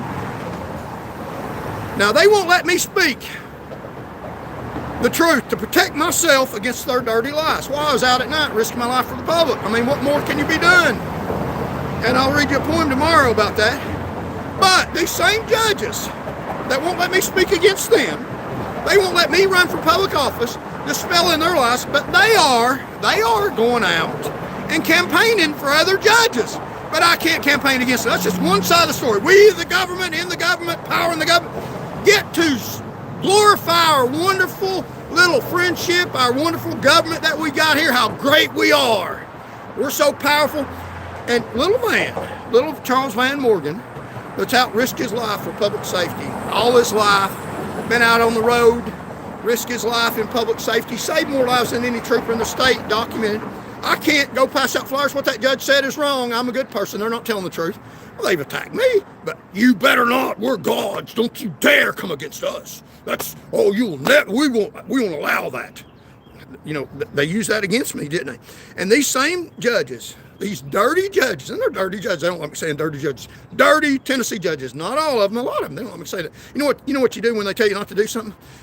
That's like you're in a fight with somebody, and I'm using symbolically. And you got them on the ground, you got their arm behind the back, and they say, oh, let my arm up, and they're still going to hit you. Let my arm go, you hurt my arm, you hurt my arm. You know what you do? You're hurting the arm, you crank it up a little more. You know where they're hurting at. So I know where they're hurting. They don't like me distributing flyers. They've even made it illegal for me to do this now. It hurts them bad. We're hurting them bad, which made derogatory comments about judges and judicial system in the state of Tennessee. So that hurts them to make truthful comments about the judicial in the state of Tennessee. That bothers them. So, I'm going to leave. No, let's crank it up a little bit. Hey, Miss Lisa Perlin, she's the one that's responsible for this stuff for the most part. We'll crank it up. You don't like me saying judges are dirty? I can't talk about truthful facts about judges. That's derogatory. No, it's not. It's called the truth, because we're in power and we got this wonderful paycheck coming from the suffering people off gambling and off drugs. And these judges, they go out and they distribute all kinds of information for each other, but I can't say stuff against them. They're little cowards afraid of me. Well, I'm just saying, we're hurting them when we're getting to them. Here's what they've done. And this is real interesting. Let's look at William C. Bill Coke Jr. Let's know we're here. Mr. Coke Jr. Now, he's the dean of National School Law. That's where I passed around all these flyers. And he's a former Supreme Court justice. He ought to be worried about his legacy, not because of what I'm saying, because of the truth. Now, they had a real good dean of that school before he took over. But I'm sure he's notified the board. He was here campaigning for governor, and he said what judges said about him wasn't right. I got a right to say that. They've said what they said against me, but I'm not allowed to return fire, so to speak, symbolically, to defend myself. There's dirty judges lied about me in the state of Tennessee. They've lied about me. Tennessee judges have lied. They'll lie on you. I'm about to tell you. They pre-plan elections. That's how you know how they're decided. Now, William B.C. Coke Jr., who don't like me putting out information, trying to build my name up, build my reputation back up, give honor where honor's due, a Republican who served on the court from 2007 to 2014, has been involved in supporting judicial retention efforts. So he's involved in supporting judges and keeping them in power, but I can't be involved and be respected in saying, no, I don't think they ought to be in power if I want to be a lawyer. If you want to be a lawyer, you've got to worship the judiciary, even if they do wrong. Wow, that's a pretty good system you got worked out for yourself, don't you, Mr. Cope? How about Mr. Charles Van Morgan? Got a degree from there. Very credible. I went through every class, passed the test, got a degree from your school. I'm credible, passed the bar twice. I'm very credible. You say I'm not. You won't even, I paid you, and you won't even allow me to get my law license. You could do that. You're campaigning for judges, and once you campaign for one of your students that said, please let me make a living, that's how dirty these people are. That's how sick. Their conscience, Mr. William Coke Jr.'s conscience is seared. He has none. This is the truth. So they won't let me get decided. That's how dirty that. That's how elections are pre-decided. You shut up. Don't run for office. If you do, don't campaign. We got this planned. We got it rigged. People go to the polls, they might vote for you. We don't want that. We can't have that. We want what we want, and we want it now. It's our government. It belongs to us. We got this figured out. We got our buddies. William Coke, former Tennessee Supreme Court Justice William C. Bill Coke Jr., a Republican who served on the court from 2007 to 2014, has been involved in supporting judicial retention efforts. So he's keeping them in office. He can go around keeping them in office. I can go around trying not to keep them in office. I mean, what's wrong with that? Trying to say the other bad part. I can't get that part out. I got to be quiet about it. That's a free and fair election. That's a free and fair election when you can't put out the other side. I mean, I just showed you they sanctioned me. He put out information against judges. What's wrong with that?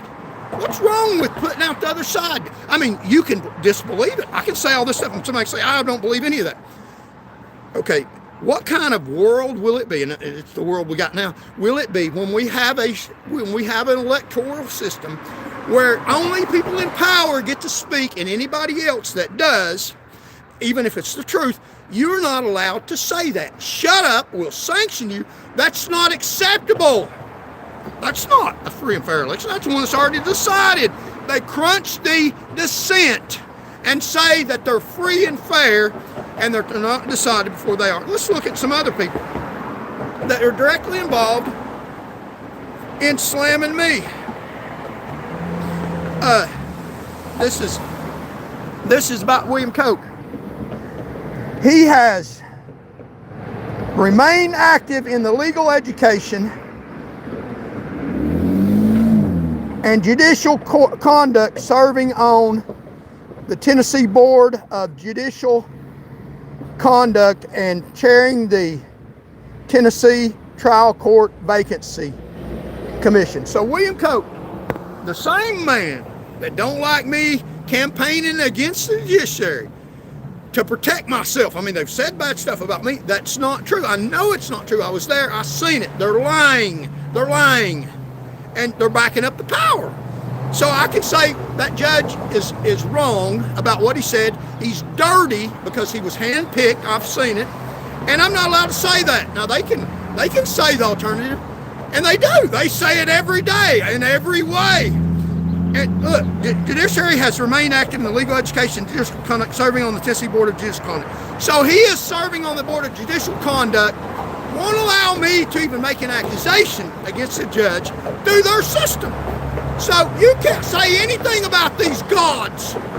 They want it decided before you ever go to the polls. And if somebody says something about it, freedom of speech, marketplace of ideals, they only want one ideal out. Their gods bow down and worship while they walk on the Constitution, walk on our rights. That's not given to us by them. The Constitution is our God-given rights, recognized by the Constitution. So if you don't recognize it, that don't mean it don't exist, Mr. Coke. I'm still speaking out. Now, they've already put me in jail for not going along with the program. I'm not going along with the program, Mr. Coke. I've got something you'll never have. It's called integrity and the truth. And there's nothing I ain't afraid of you. I'm not afraid of you. You ought to be afraid of yourself. Now, I don't hate you. I hope you fall down on your knees and become a Christian because you're a dirty man. What you do is dirty. Robbing somebody of years of their life and their ability to make a living. And that's what they do to all Tennessee. And then benefiting off debauchery. At the same time, promoting and advocating. What I'm saying is they won't let me speak against these judges while I'm on the ballot, personally running myself. He's going out and doing the same thing, and he's not running for office. He's going out and advocating for the judiciary, saying, please vote for these people. They're great people. You ought to vote for them. But he won't let me say, in a fair and free election, don't vote for these people. This is why I don't think they're good people. He won't let me say that. Wow. And if I do, I get sanctioned for it. And they use it as a means to punish me, jail me, and say all kinds of heinous things against me. Wow. The elections are decided before you ever go.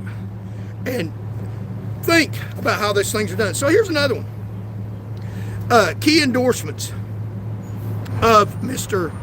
Joe Coates, what I call him. 2014 retention campaign. This is Mr. Barker. Now he's since deceased. But just because somebody dies doesn't mean they didn't do something wrong when they were alive. Their damage can go on. I mean, you look at Hitler. He's dead now, and I'm not saying Mr. Baker's Mr. Hitler. I'm not saying that. But I'm saying Mr. Hitler did wrong. So he's dead now. Don't say nothing bad about him. Mr. Barker, and not like Hitler, but he did wrong. Mr. Barker did wrong. Damaged Tennesseans. He damaged Tennesseans in a lot of ways. He was on my board when I tried to get my law license. Before I ever said anything bad about the judiciary, trying to go through their process. That's what I'm telling you, their process won't work for you. Even if you don't present the other side, it still won't work for you. If you do present the other side, they'll try to step on you. If you don't present the other side, they'll try to step on you if it benefits them. So the only course of action we have to take is say something about it. So Mr. Barker, a judge, I'm telling you, I campaigned against the judiciary's wrong, justifiably. Judiciary in the state of Tennessee, for the most part, is crooked as hell. They're dirty. They're self-serving. They rule for the governor. The governor promotes judges. The governor promotes them. So judges rule in favor of the governor in order to get promoted. They don't rule in favor of the Constitution. They swear that they'll uphold the Constitution, and then they step all over it to get more money and power. That's what they do. That's what I believe. I'm allowed to say that. Supposedly. So Mr. Barker was on my board, and he turned me down for my law license. I hadn't even said anything against the judiciary because the judiciary had lied about me. He believed their lies, even though I refuted the lies, telling him to his face that what they were saying about me was not true. Explained it to him in detail.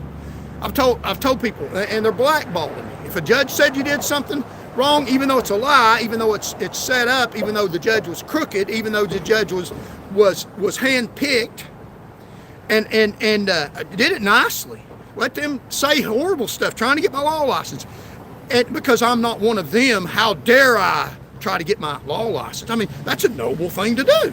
I'm very credible. Never been convicted of any crime. Although the lady sitting right next to him was committing a felony at that time, and he's a former judge, turned me my law license down, and he served as a key spokesman for the Keep Our Courts Fair campaign.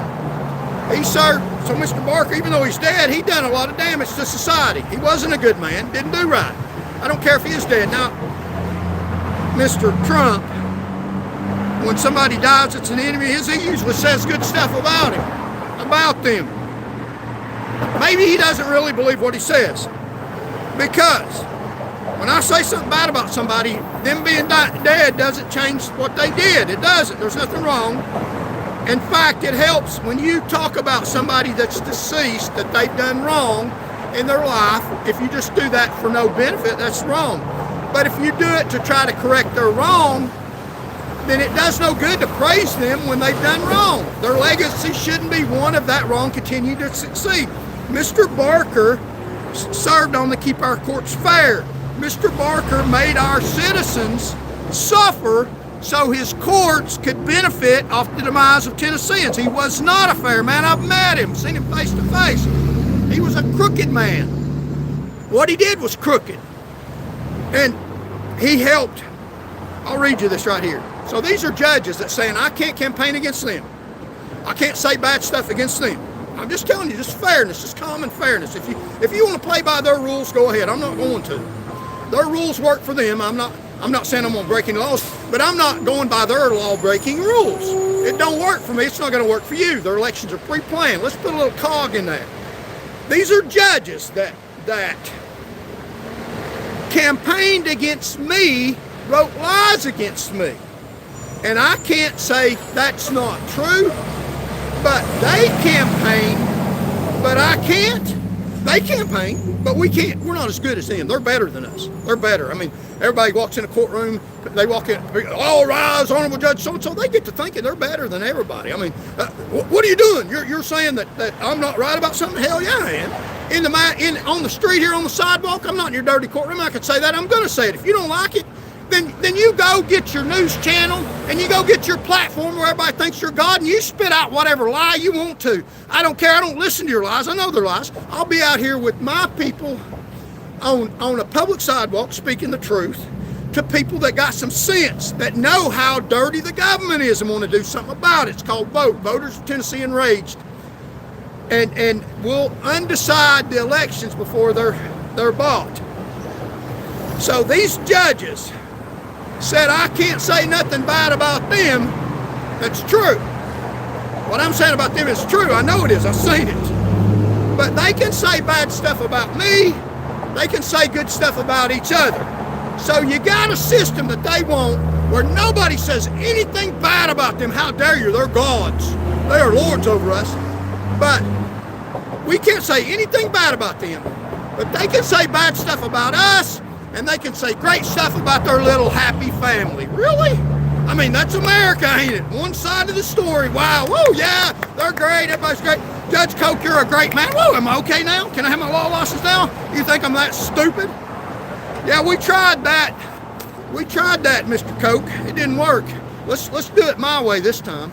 And my way, it's my way or the highway, bud. We're not going your way anymore. Your way don't work. I've got credibility. I got a doctor of jurisprudence from your school.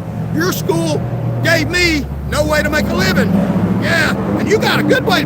Look at this BMW sits there in the parking lot, paid for by your tax dollars, by his little happy group that he goes out and keeps in power. I wonder what his house looks like. Probably big and beautiful. his government doxed me. I wouldn't dare dox him. I don't want anybody to do anything against Mr. Coke. Do not hurt that man. He'll face God someday. He'll face the vengeance of truthful, forceful political power and knowledge that he trained me in his school. I still got the knowledge of truthful speaking against dope Coke. And I got a right to say that. If he don't like it, he better lump it. And that's all I got to say about that. So these people are campaigning against us while we're not allowed to say a damn word against them. Now that's not constitutional, and it ain't gonna happen on my watch. It ain't gonna go down. I'm not afraid of them. They'd like me to be afraid of them. That's what they try to do. They retaliate. Well, if you do this, we'll do this too. Well, go ahead. Go ahead. Yeah, and then I'll do this. I'll speak to 2.1 million people and building every day, building up the movement. Elections ain't going to be decided before people go to the polls because of debauchery like Sexton. So these judges campaign for each other. Let's look at Barker, Mr. Barker here. He decided against me with lies against me, sitting right beside a convicted felon saying I'm not worthy to be a lawyer when I've never convicted any crime, backing up his dirty judiciary's lies. But he campaigns for the judiciary and punishes me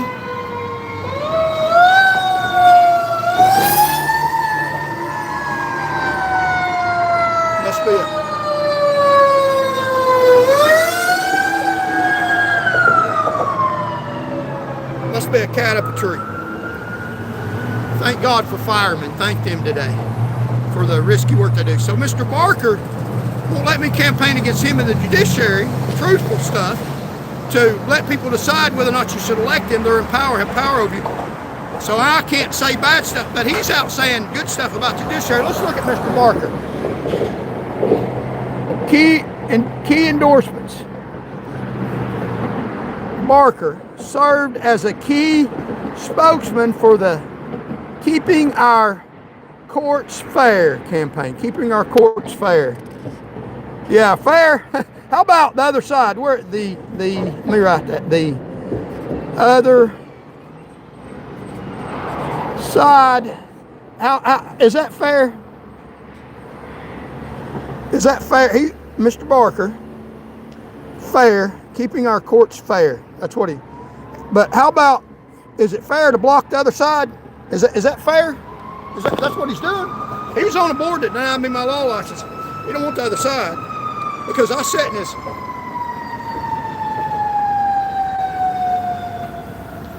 I sat in his hearing trying to get my law license. How dare me try to get my law license? That's debauchery for me to try to go in and protect Tennesseans in their courtrooms, to try to argue the facts in the law to protect Tennesseans, just like I did when I was on the road. That's debauchery for me to do that. I'm a good person. I'm an angel. I did right. Your judge was wrong. And they asked me to swear to tell the truth, the whole truth, nothing but the truth, so help me God. And I did. Tell the truth, the whole truth, the truth, nothing but God. And they asked me about a situation that a judge lied on me about. And the judge wasn't under oath, and they're not under any kind of legal standard. They can lie under oath. They can't be charged criminally. They're off. That's privileged area. That's why they want to keep their privilege. Then he asked me to tell the truth under oath about the incident involving that wreck on Maynardville Highway off Emory Road. And I was under oath, and I told the truth. What happened? Now, it disagreed with a judge's lie. A judge's lie, the handpicked judicial lie, part of their, we're great, judges are great. That's what he goes around. Judges are great, we're all great, we're wonderful, keep us in power, make judges fair. Fair is, but you don't get another side. So if I had lied under oath, if I lied under oath for them, then here's your law license. Have a great day. Or maybe not. But I told the truth, respectfully, nicely, and try to cooperate and get along. But he didn't like that because I wouldn't admit to a lie. I wouldn't admit that I was telling the truth, and I wouldn't lie.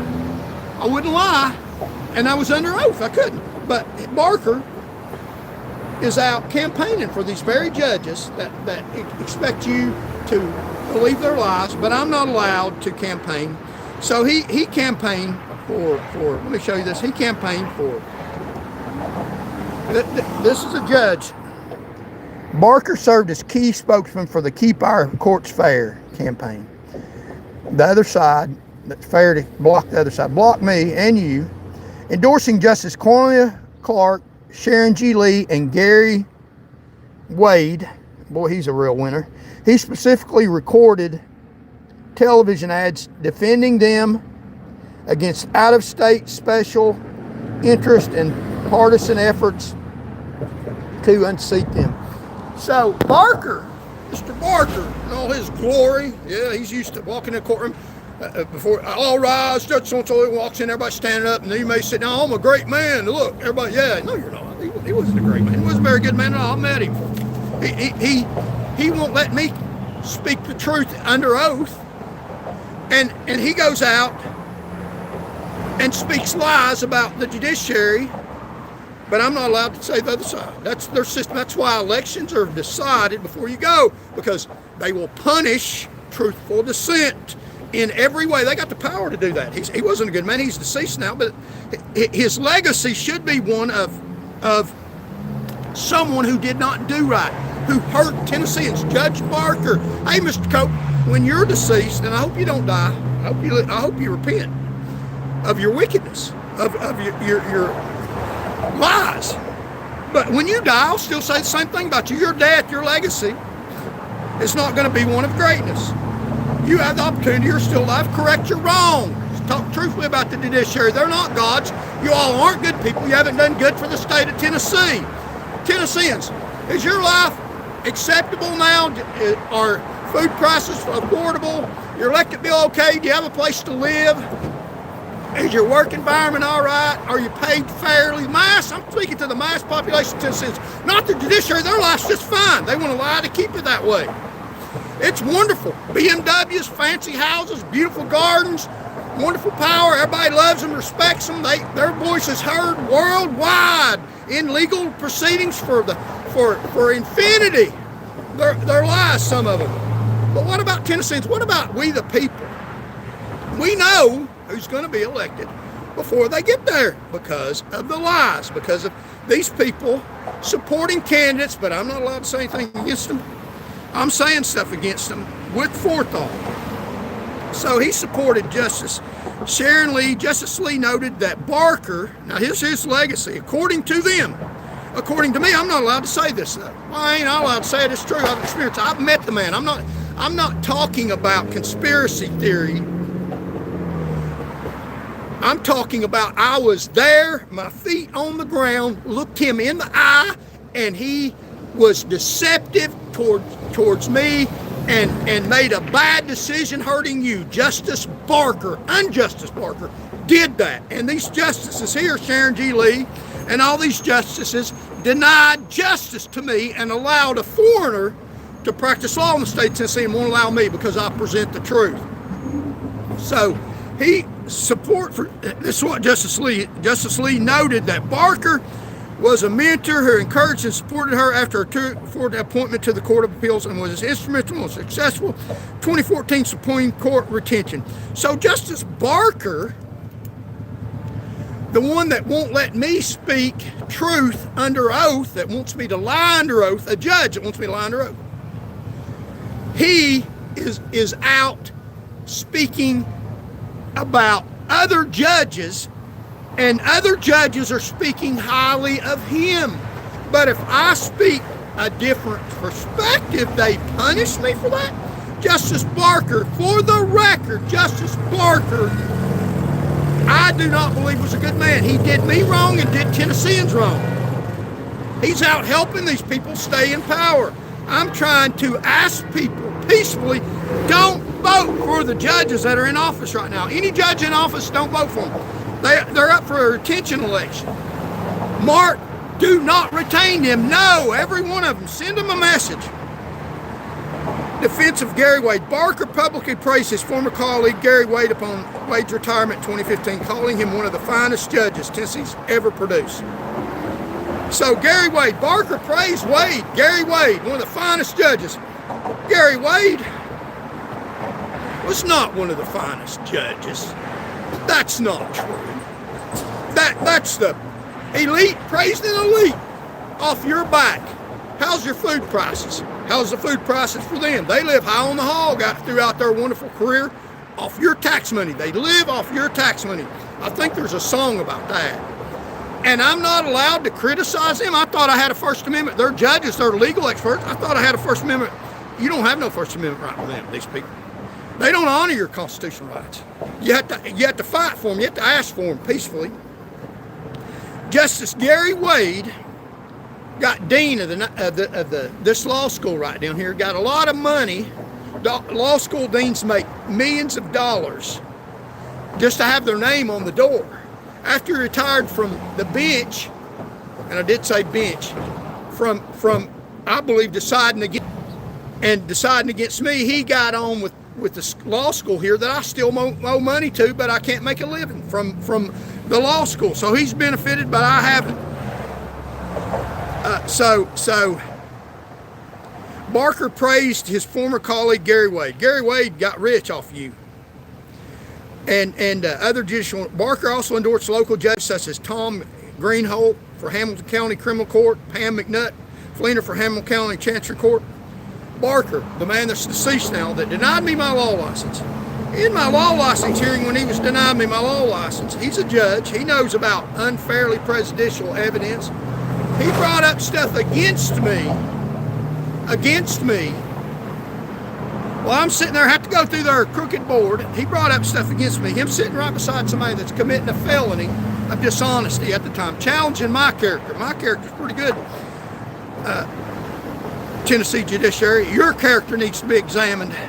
How about you? You're the not public servants that are supposed to be, that are getting paid to serve the public. If you can't handle it, get out of office. Some of them go along to get along. Not every judge is dirty. Most of them are. So, these judges are out campaigning for each other, but they won't let me campaign against them. Does that even seem fair? Where's the other side? It's non-existent. That's why elections are decided before people ever go to the polls. They won't let people say anything about it. They retaliate against you. He praised several other judges. You look at courts. You look at courts. If you think courts, this Tennessee Supreme Court, I think we shouldn't retain them. The Colorado Supreme Court in December 2023 decided in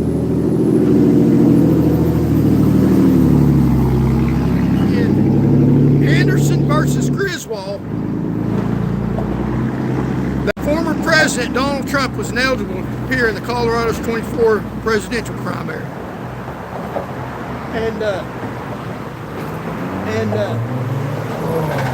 So a Supreme Court in a state, that's how crooked Supreme Courts can go rogue.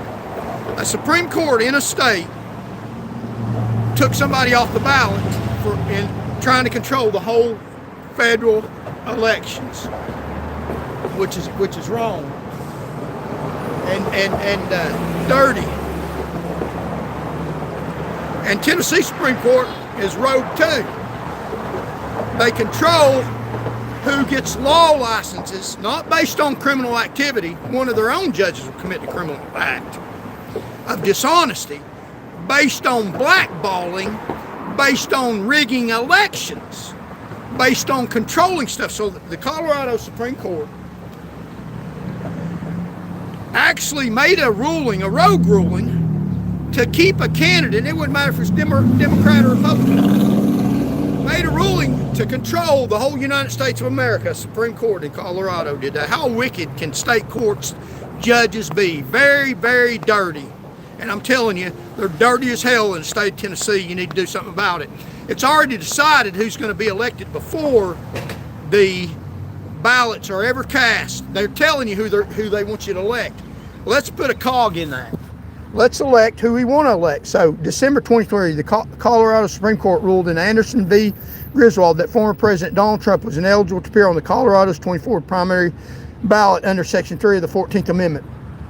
So, a rarely used Civil War thing. And the United States Supreme Court, fortunately, weighed in. They had to weigh in because the court went rogue. Obviously, rogue decision. A state shouldn't decide a national election, kicking him off the ballot in that state, picking and choosing. A Democrat state kicking a Republican off the ballot. That's just a wonderful thing to be able to do, rigging an election. And that's what they do in the state of Tennessee. Well, the U.S. Supreme Court on March 4, 2024, United States Supreme Court unanimously reversed decision Trump versus Anderson.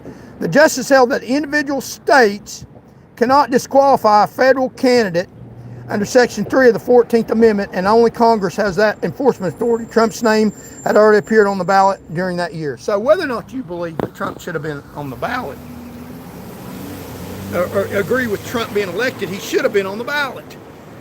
A Republican state shouldn't kick out a Democrat, and a Democrat state shouldn't kick out a Republican. That's not right. That's rogue. That's rogue as hell.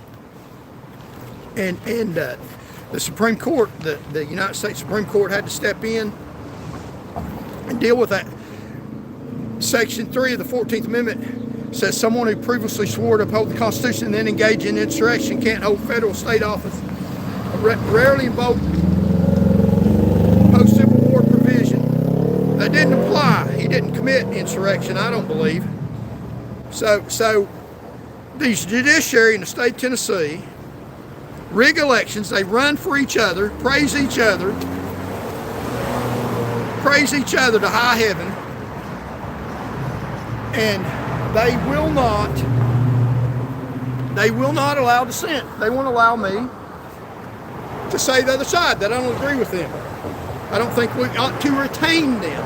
I think that we need better judiciary in the state of Tennessee, that we need to vote them out. Now, I don't say hurt them. I don't say arrest them. I don't say beat them up. I don't say lie about them. I'm telling the truth about them. They're not honorable people. They're honored. They're not honorable. When they say in most courtrooms, stand up, the honorable such judge, like they did a dirty judge here that was raping women in the courthouse, stand up, the honorable judge, and everybody stood up, and then they say y'all can sit down. They're saying they're honored, but they're not honorable. And that's two different things.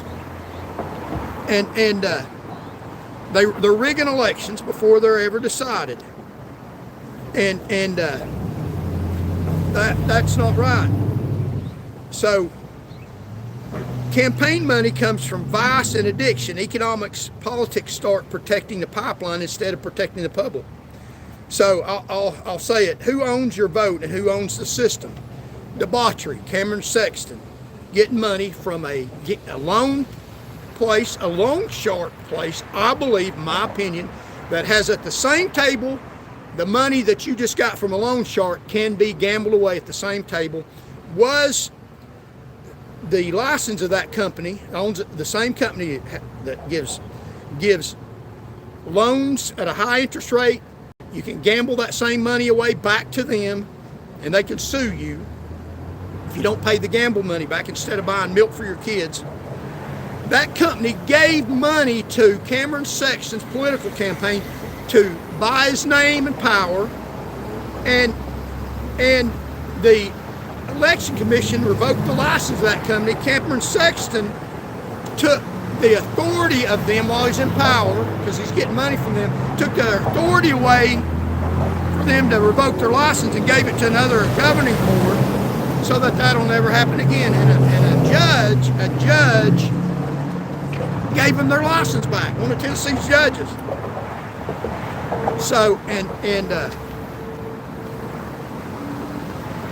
we need to confront this. Our elections are decided before they're decided because the other side doesn't get out. Get the other side out. Share this channel. Like this channel. Contribute. I appreciate the contribution on there. Contribute to the channel. Let's get the other side out. Let's throw a cog in their wheel and let them think that they got the election decided, but show up in mass numbers at the polls and vote no on the Tennessee judiciary elections. Vote no. Get rid of them. Every one of them that are on the retention, vote no. Send the Tennessee elections. We're not satisfied with your oligarchy. We're not going to put up with it.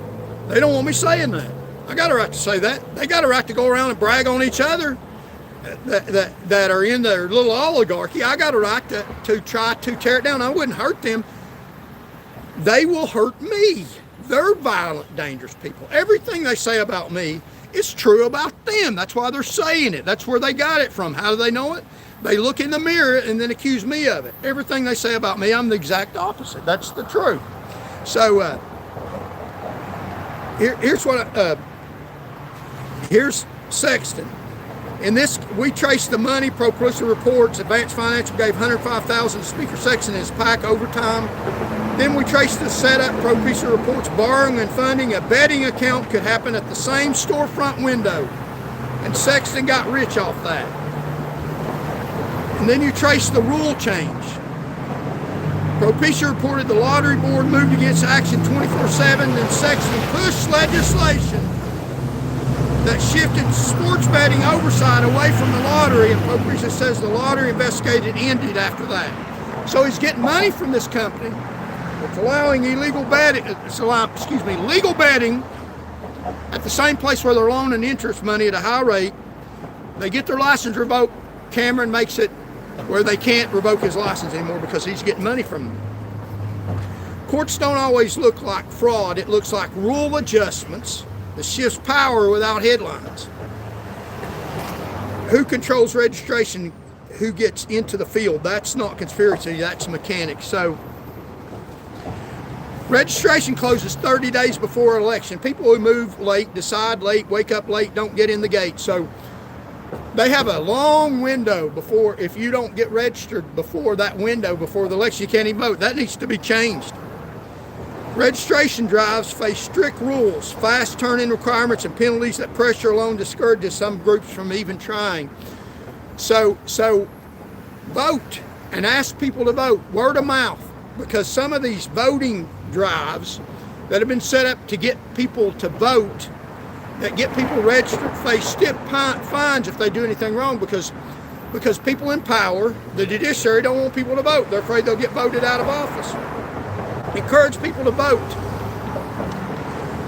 Organizations face risk fines for paperwork mistakes.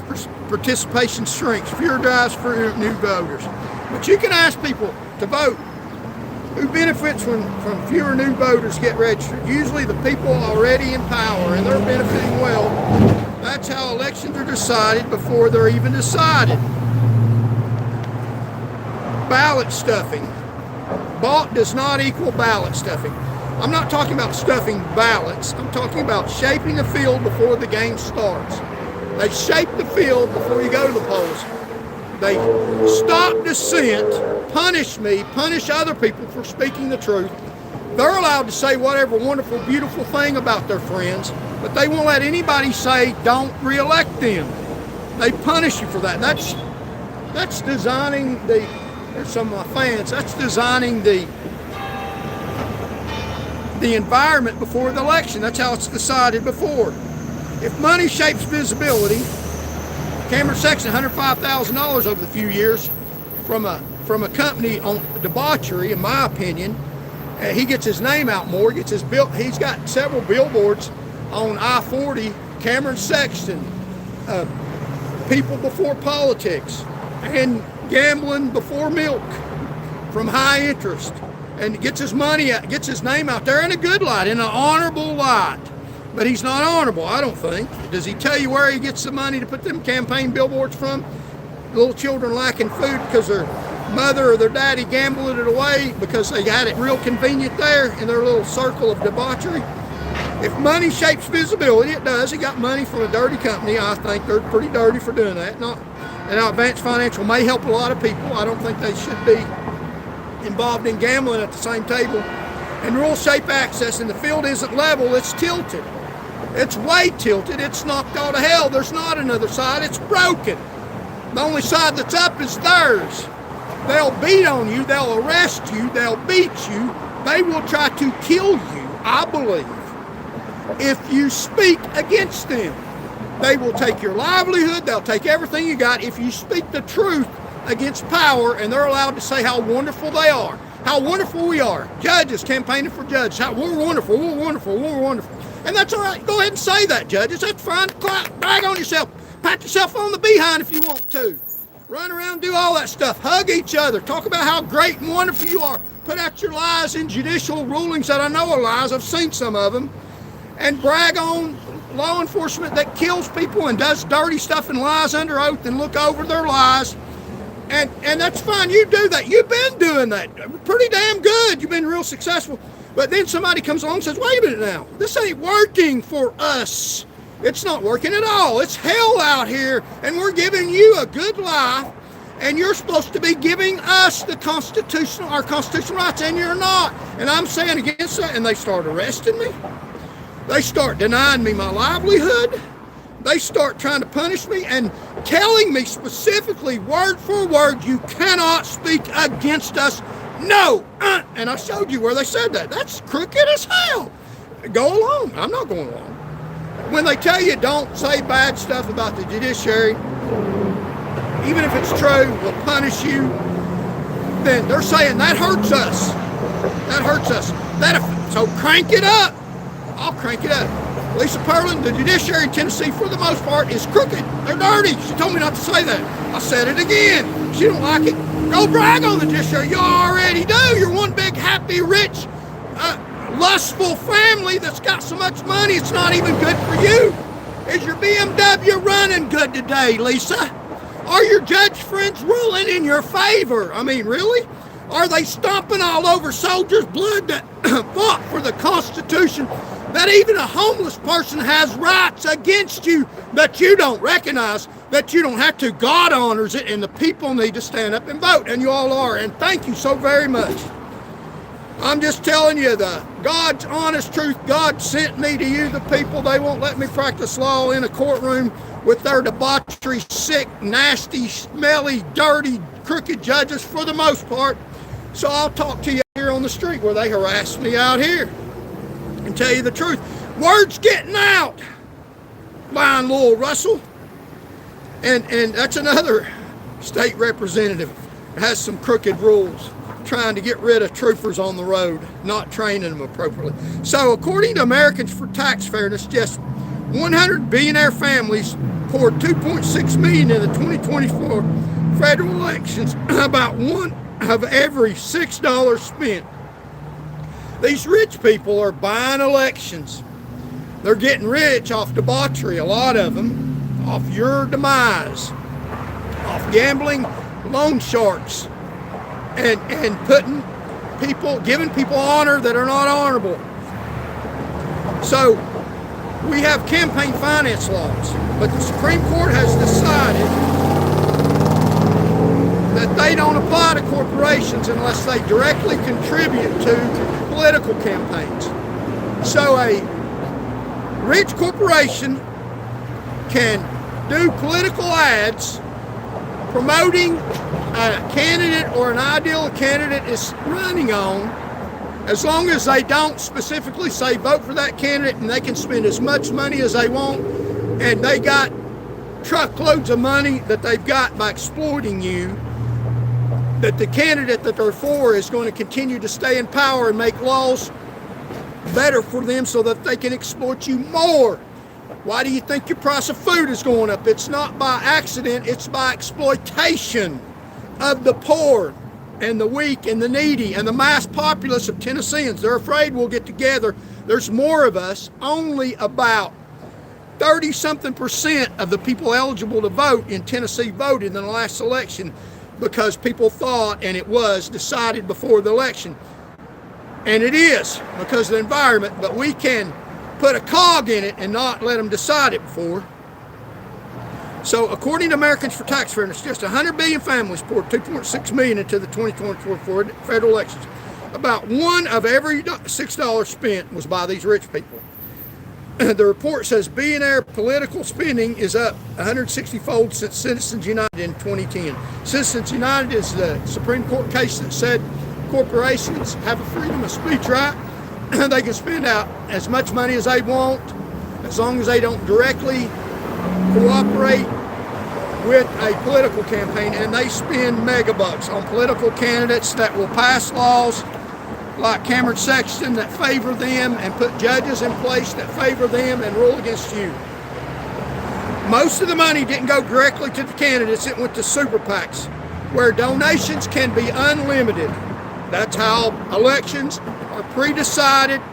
Spend billions of dollars building somebody up, giving them honor that don't deserve it, and also quelling dissent. The little man can't even say, no, that's not true. This is what's true. This is what will help you. This is what will lower your food prices. If we stop these rich thugs from exploiting you, stop voting for these judges that make rulings against you and for them, that allow debauchery to continue in the state of Tennessee in the manner that they do. Gambling, I mean, if you can go along with that, hey, that's one issue. But to allow it at the same table as somebody that's charging you interest on money you're gambling at 2.75%, and that company contributes to a political candidate that literally changed laws to keep that company functioning, and he gets elected, and he has billboards saying he's a good man, people before politics, I'd say gambling before milk. I think I would prefer children to have milk. So this money goes into super PACs, so they don't have to report it on their campaign finance and go directly to them. Super PACs are supposed to be independent, but independent on paper doesn't mean independent in reality. That's how elections are decided. That's why I haven't been able to win an election. Not because I'm not honorable, I'm very honorable. I'm a God-fearing Christian that wouldn't hurt anybody. Now that's not what they say, but they lie. They also brag on each other, and these people hurt you. They're in control of the government right now. How's it going for you? I don't think it's going very well in the state of Tennessee. What do you think? Can you afford to buy enough food for yourself and your family? Do you have a decent place to live? Do you like the way things are going? It could go much better if you weren't exploited by the people in power. They're doing that to you. Prices should be going down. Automation, the way we make things, the way we make food should be better. The price should be going down. Why is it going up? It's because we got a leech. The judiciary, the politicians in the state of Tennessee are sucking you dry, sucking money off you, taking it, making you work harder for nothing. They got that system rigged up. They got the election system rigged up in their favor. That's not conspiracy. I spelled it out for you. It gets worse. In key Senate races, billionaire money made up over half of Republican outspending in some states. The report says Elon Musk alone spent $278 million in the 2024 election, close to 2% of all federal election spending nationwide. And then he got a job in the government. When one donor spends hundreds of millions and then gains federal authority, the question is illegal or legal. The question is influence. Influence. They're buying influence. And they give them positions. And I'm not saying that Elon Musk, what Trump did was wrong, but he bought influence. And Elon Musk had that Doge unit, getting fraud, and he's such a great man, and he's got enough money to buy his reputation, and he's such a great, awesome, smart, intelligent, billionaire. And he gets government contracts. He was in Doge. Why didn't he find all that fraud in Minnesota? You didn't look hard enough. You weren't that good at your job. I mean, fraud rampant in Minnesota with money going to fraudsters that were supposed to be taking care of children and money not going there. Where are you at? Could you not find that? I mean, he's finding fraud, laying government workers off, hard-working people, but there was clear fraud in Minnesota, Mr. Hickaflutin man in Doge. Why didn't you find that? Why didn't you find that fraud in Minnesota, Elon Musk? When one donor spends hundreds of millions and then gains federal authority, the question is illegal or legal? The question is influence. So they're buying influence, and they buy elections. That is what bought elections really means. Not ballot stuffing, not fake votes. Financial gravity. Your vote counts, but the money sets the stage, funds the messaging, and shapes the outcome before you ever walk in the booth. That's how you know the election's already bought. That's why I haven't been able to win an election as of yet. We're building up. Vote. Voters of truth enraged. Get angry about this stuff. Righteous anger, and get up and vote these people out of office. They're lying to you. Things will be much better when we knock them on their can. We're nice people. We'll put a can to pad their fall so they can hit the can, fall back on the can. So you're not going to remove money from politics. That's fantasy. That isn't making money. It's money operating in the dark. So we need to make it more transparent, and we're not going to be able to do that till we get appropriate elected officials in office. Transparency means this: when large political money moves, the public sees it quickly, clearly, and with the true source attached, not buried, not delayed. Information that shows up after an election doesn't affect voters. Disclosure must happen when voters can still act. So it needs to be in real time. When people get money, it needs to be logged on a public board that everybody can see where they're getting their money from. If a super PAC runs an ad, voters should know who funded it, not just the organization, but the real financial backers. We need to know what company's supporting what candidate and what kickback they're getting. Independent journals should have one rule: every political story includes the money trail. Where's the money? The root of all evil. Who funded it and who benefits from it? Who's funding the political candidate? Who's benefiting from them?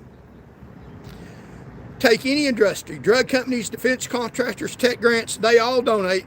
This isn't a party, this is influence. They're buying influence in our government, and there's more of us than them. Benjamin Franklin said, a republic if you can keep it. A republic means that people hold power through elected representatives. An oligarchy is when wealthy concentrates power and policy follows money, and that's what's going on right now. When 100 families can account for one out of every $6 in federal elections, that's not mass participation, that's concentration. Examples of an oligarchy, and we've got a republic if you can keep it. Wilmer, Germany, Nazi dictatorship, 1919, 1933. Erosion happened through crisis, political violence, elites enabling anti-dramatic moves, then it snapped. Just like they won't let an opposition. That's an example of a democracy, a republic falling, not the will of the people. Venezuela, 1990s and upward. Elected leaders consolidated power and weakened chunks over time. Classic backsliding. That's happening in America. That's happening in America. Let's look at the debauchery. Now, we all know who's going to win the governor's race in 2026 in the state of Tennessee. We already know. It's already decided. Now, we can undecide that. There's other candidates running. Marsha Blackburn is probably going to win. She has more than $1 billion in contributions from pharmaceutical companies or health packs, many associated with the same companies making opioid painkillers or distributing them across rural America. She's getting money off of opioid countries. Not that this medicine is bad. It is good for people that need it. But there's people dying all over the United States, and they're profiting off that. As Congress in 2014, she co-sponsored Ensuring Patient Access and Effective Drug Enforcement Act. Now, they're always called by nice names. Dirty legislation with a nice name. That's a nice name for a bill that was written by pharmaceutical and company lobbyists. So Marsha Blackburn got money from pharmaceutical companies that are mass producing and distributing opioid painkillers that's killing Tennesseans. We have an epidemic of that. She's getting money from that industry. That doesn't sound too kosher, does it? She's going to win the governor's race. I already know. You got to vote. I'll go vote. She'll win. unless we put a cog in that. We need to put a cog in that. And I'm telling you, she's getting money from a place she shouldn't get money from. Passing legislation that helps them continue to get money, and she's going to continue passing legislation probably that helps these drug companies that shouldn't be helped. That's wrong. Let's put a cog in their pre-election decision that's already been made, and let's change the course of history by rising up and don't vote for Marsha Blackburn. Now, I still got time. Thank y'all for joining me. Thank you for the contribution. Get some more likes and shares. I appreciate it. If you can contribute to the channel, I'll continue to put out truth information. Got somebody contributed. Thank you so very much.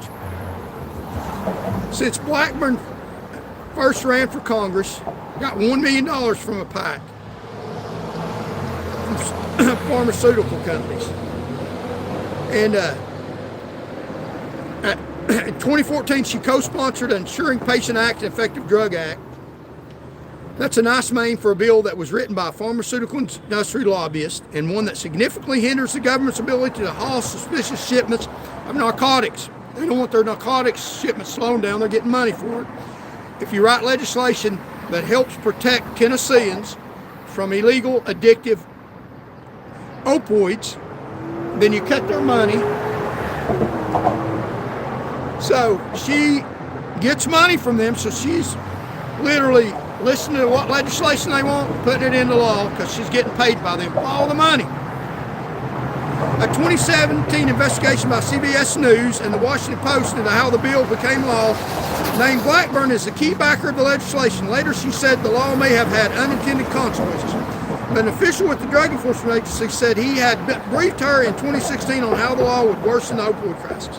So she knew, but she got money over the truth and protecting Tennesseans. And she will be the next governor. Got money. Bad money, evidently. And who knows from what else. They know she's going to get elected. These pharmaceutical companies know she's going to get elected. They hope she does. They're paying her to make laws in their favor. They write laws and hand it to her, and she puts it on there. I mean, really? Hypocrisy. Coming from Blackburn, holding government funding over her moral outrage over stopping the budget from being passed because of a bill that partly funded stuff for drug addicts to help them from dying, that provided Narcan and stuff to help drug addicts from dying. That's she's funding the drugs because the drug company money, but she won't help the drug addicted people with the love of Jesus, who claims to be a Christian, and fund stuff that will keep them alive when they OD on drugs. Maybe keep them alive enough to tell them about Jesus. They need to be a Christian because life is valuable. But they're sold out. There's other candidates running besides Marsha Blackburn. I think it would be wonderful if any one of the other named candidates in the Republican Party win that election. There's several other good candidates running. Let's show them we're not going along with the dark money. Now, I don't know about the other candidates. I haven't seen any dark money. There may be. There's several rich candidates, a couple of very good candidates. Now, I have requested information, and we'll see if I get it, from the Tennessee Department of Safety for crash wrecks, and we'll talk about it tomorrow. The show we'll do tomorrow will be about wrecks, about stuff that they're hiding from us, about car wrecks involving government officials. And we've requested information to, even if there was a report done, and if it's been finalized yet. It's happened months and months ago. Report's supposed to be within 7 days. They're wrecks for you, but they do wrecks and they rig them, I think. So that's what we'll do tomorrow. So most of the money from these PACs most of the money don't go directly to candidates. They go to super PACs. Super PACs are supposed to be independent, but independence paper does not mean independence. So these PACs, 70% of billionaire family supported Republicans, about 23% supported Democrats. Key Billionaire money made up over half of Republican outs in some states. So they're supporting a lot of Republican candidates. That's not necessarily bad or good, but these PACs shouldn't be buying our elections. Your vote counts, but the money sets the stage, funds the messaging, and shapes the outcome before you ever walk into the booth. So they got money to put out the messaging. That's why it's important. Independent media, Charles Van Morgan, Unbridled News, hit the like button. Help me spread this message to the populace, the other side of the story, the flip side, and try to stop this insanity of these people in power. It's not even good for them. You're not going to remove money, but the fantasy, but that's fantasy. But the issue is moving money. It's money operating in the dark, and we can do something about that. Independent journalism. We need to follow the money trail. I'm following it. Take any industry, drug companies, contractors, tech giants. They all donate. The issue is a party. The issue is influence. They're buying influence, and we can stop that. We can stop that. So, thank you all so very much for joining me today. We're not done yet. And elections are decided before, but there's something going on good in Tennessee that I want to talk to y'all about. So just hold on, something really good. But we can stop that by showing up at the polls, voting these people out of office. And also, voters of truth and rage. And also, there's one thing good going on in Tennessee. And that is House Bill 0047. Has introduced, authorizes local boards of education and governing bodies of public charter schools to display the Ten Commandments, the Declaration of Independence, the United States Constitution, the Constitution of Tennessee, the Bill of Rights, resolution honoring the history of school and the LEA or the public charter schools or other historical significant documents in a prominent location in each school building, amends TCA Title 49. So there's a bill, they put a bill before our legislature that is going to allow schools to post the Ten Commandments in schools. How wonderful is that? Now, it's going in as a historical document. But you think, since they have removed prayer out of schools, since they removed God out of schools, look at the number of mass school shootings that have been the result of removing God out of school. And they have a bill that it's in the works right now. I hope it passes. Call your legislator. Tell them to vote for that bill. That will allow them to post the Ten Commandments in public schools. Let them post that bill. I don't care what side of the religion they're on, they're posting it for historical significance. But the Ten Commandments, thou shalt not kill. That's on there. We're going to post that in schools. That's wonderful. I don't care if you're not religious. Thou shalt not kill. We want that up in schools. And the Ten Commandments, that's wonderful. So that is a good thing, and I'll show you the bill right here. That's a wonderful thing. Authorizes local boards of education and governing bodies of public charter schools to display the Ten Commandments. And the Ten Commandments, so they're going to display, they got a bill displaying the Ten Commandments. I think that will save little children's lives. Let's look at the beautiful view. I think that will save. We've had awesome people viewing today. Please contribute if you can. Like, share, and comment. Help spread this message. Vote, voters of truth and rage. So I think that is just such a wonderful thing. And where credit is due, Mr. Hale, God bless you. God bless you. You will be rewarded in heaven for protecting the lives of our little children. Thou shalt not kill on the Ten Commandments. How many mass murders going on? They'll have to look at that while they're, that you might say they'll do it while they're doing that, but they'll know. And it might have an effect on the murder rate in our schools in the state of Tennessee. We had one in Nashville, horrific. And that needs to go out, the Ten Commandments, and thou shalt not bear false witness. It's in the Ten Commandments. So that's a wonderful thing, excellent thing going on in the state of Tennessee. putting the Ten Commandments up. Mr. Hill, God bless you. Thank you for that wonderful, wonderful bill that you're passing. Call your local representative in the state house in the state of Tennessee. Encourage them to sign that bill, to pass that where schools in the state of Tennessee can have the Ten Commandments posted for historical purposes. And also, my opinion is those Ten Commandments are God's laws to us that we need to obey. That don't mean if you miss one that you're going to hell, we're forgiven.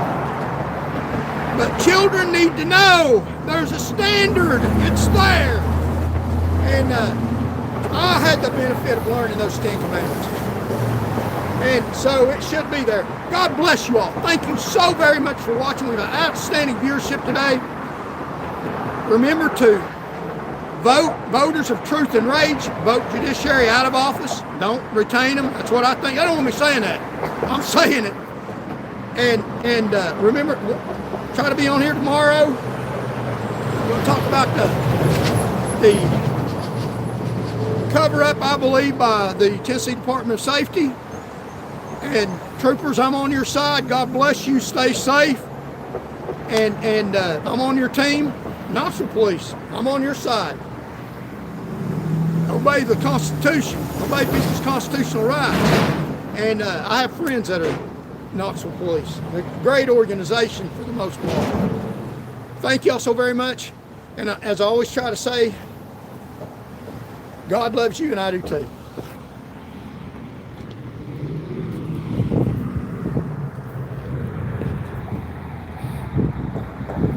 We'll look at the beautiful view a little bit.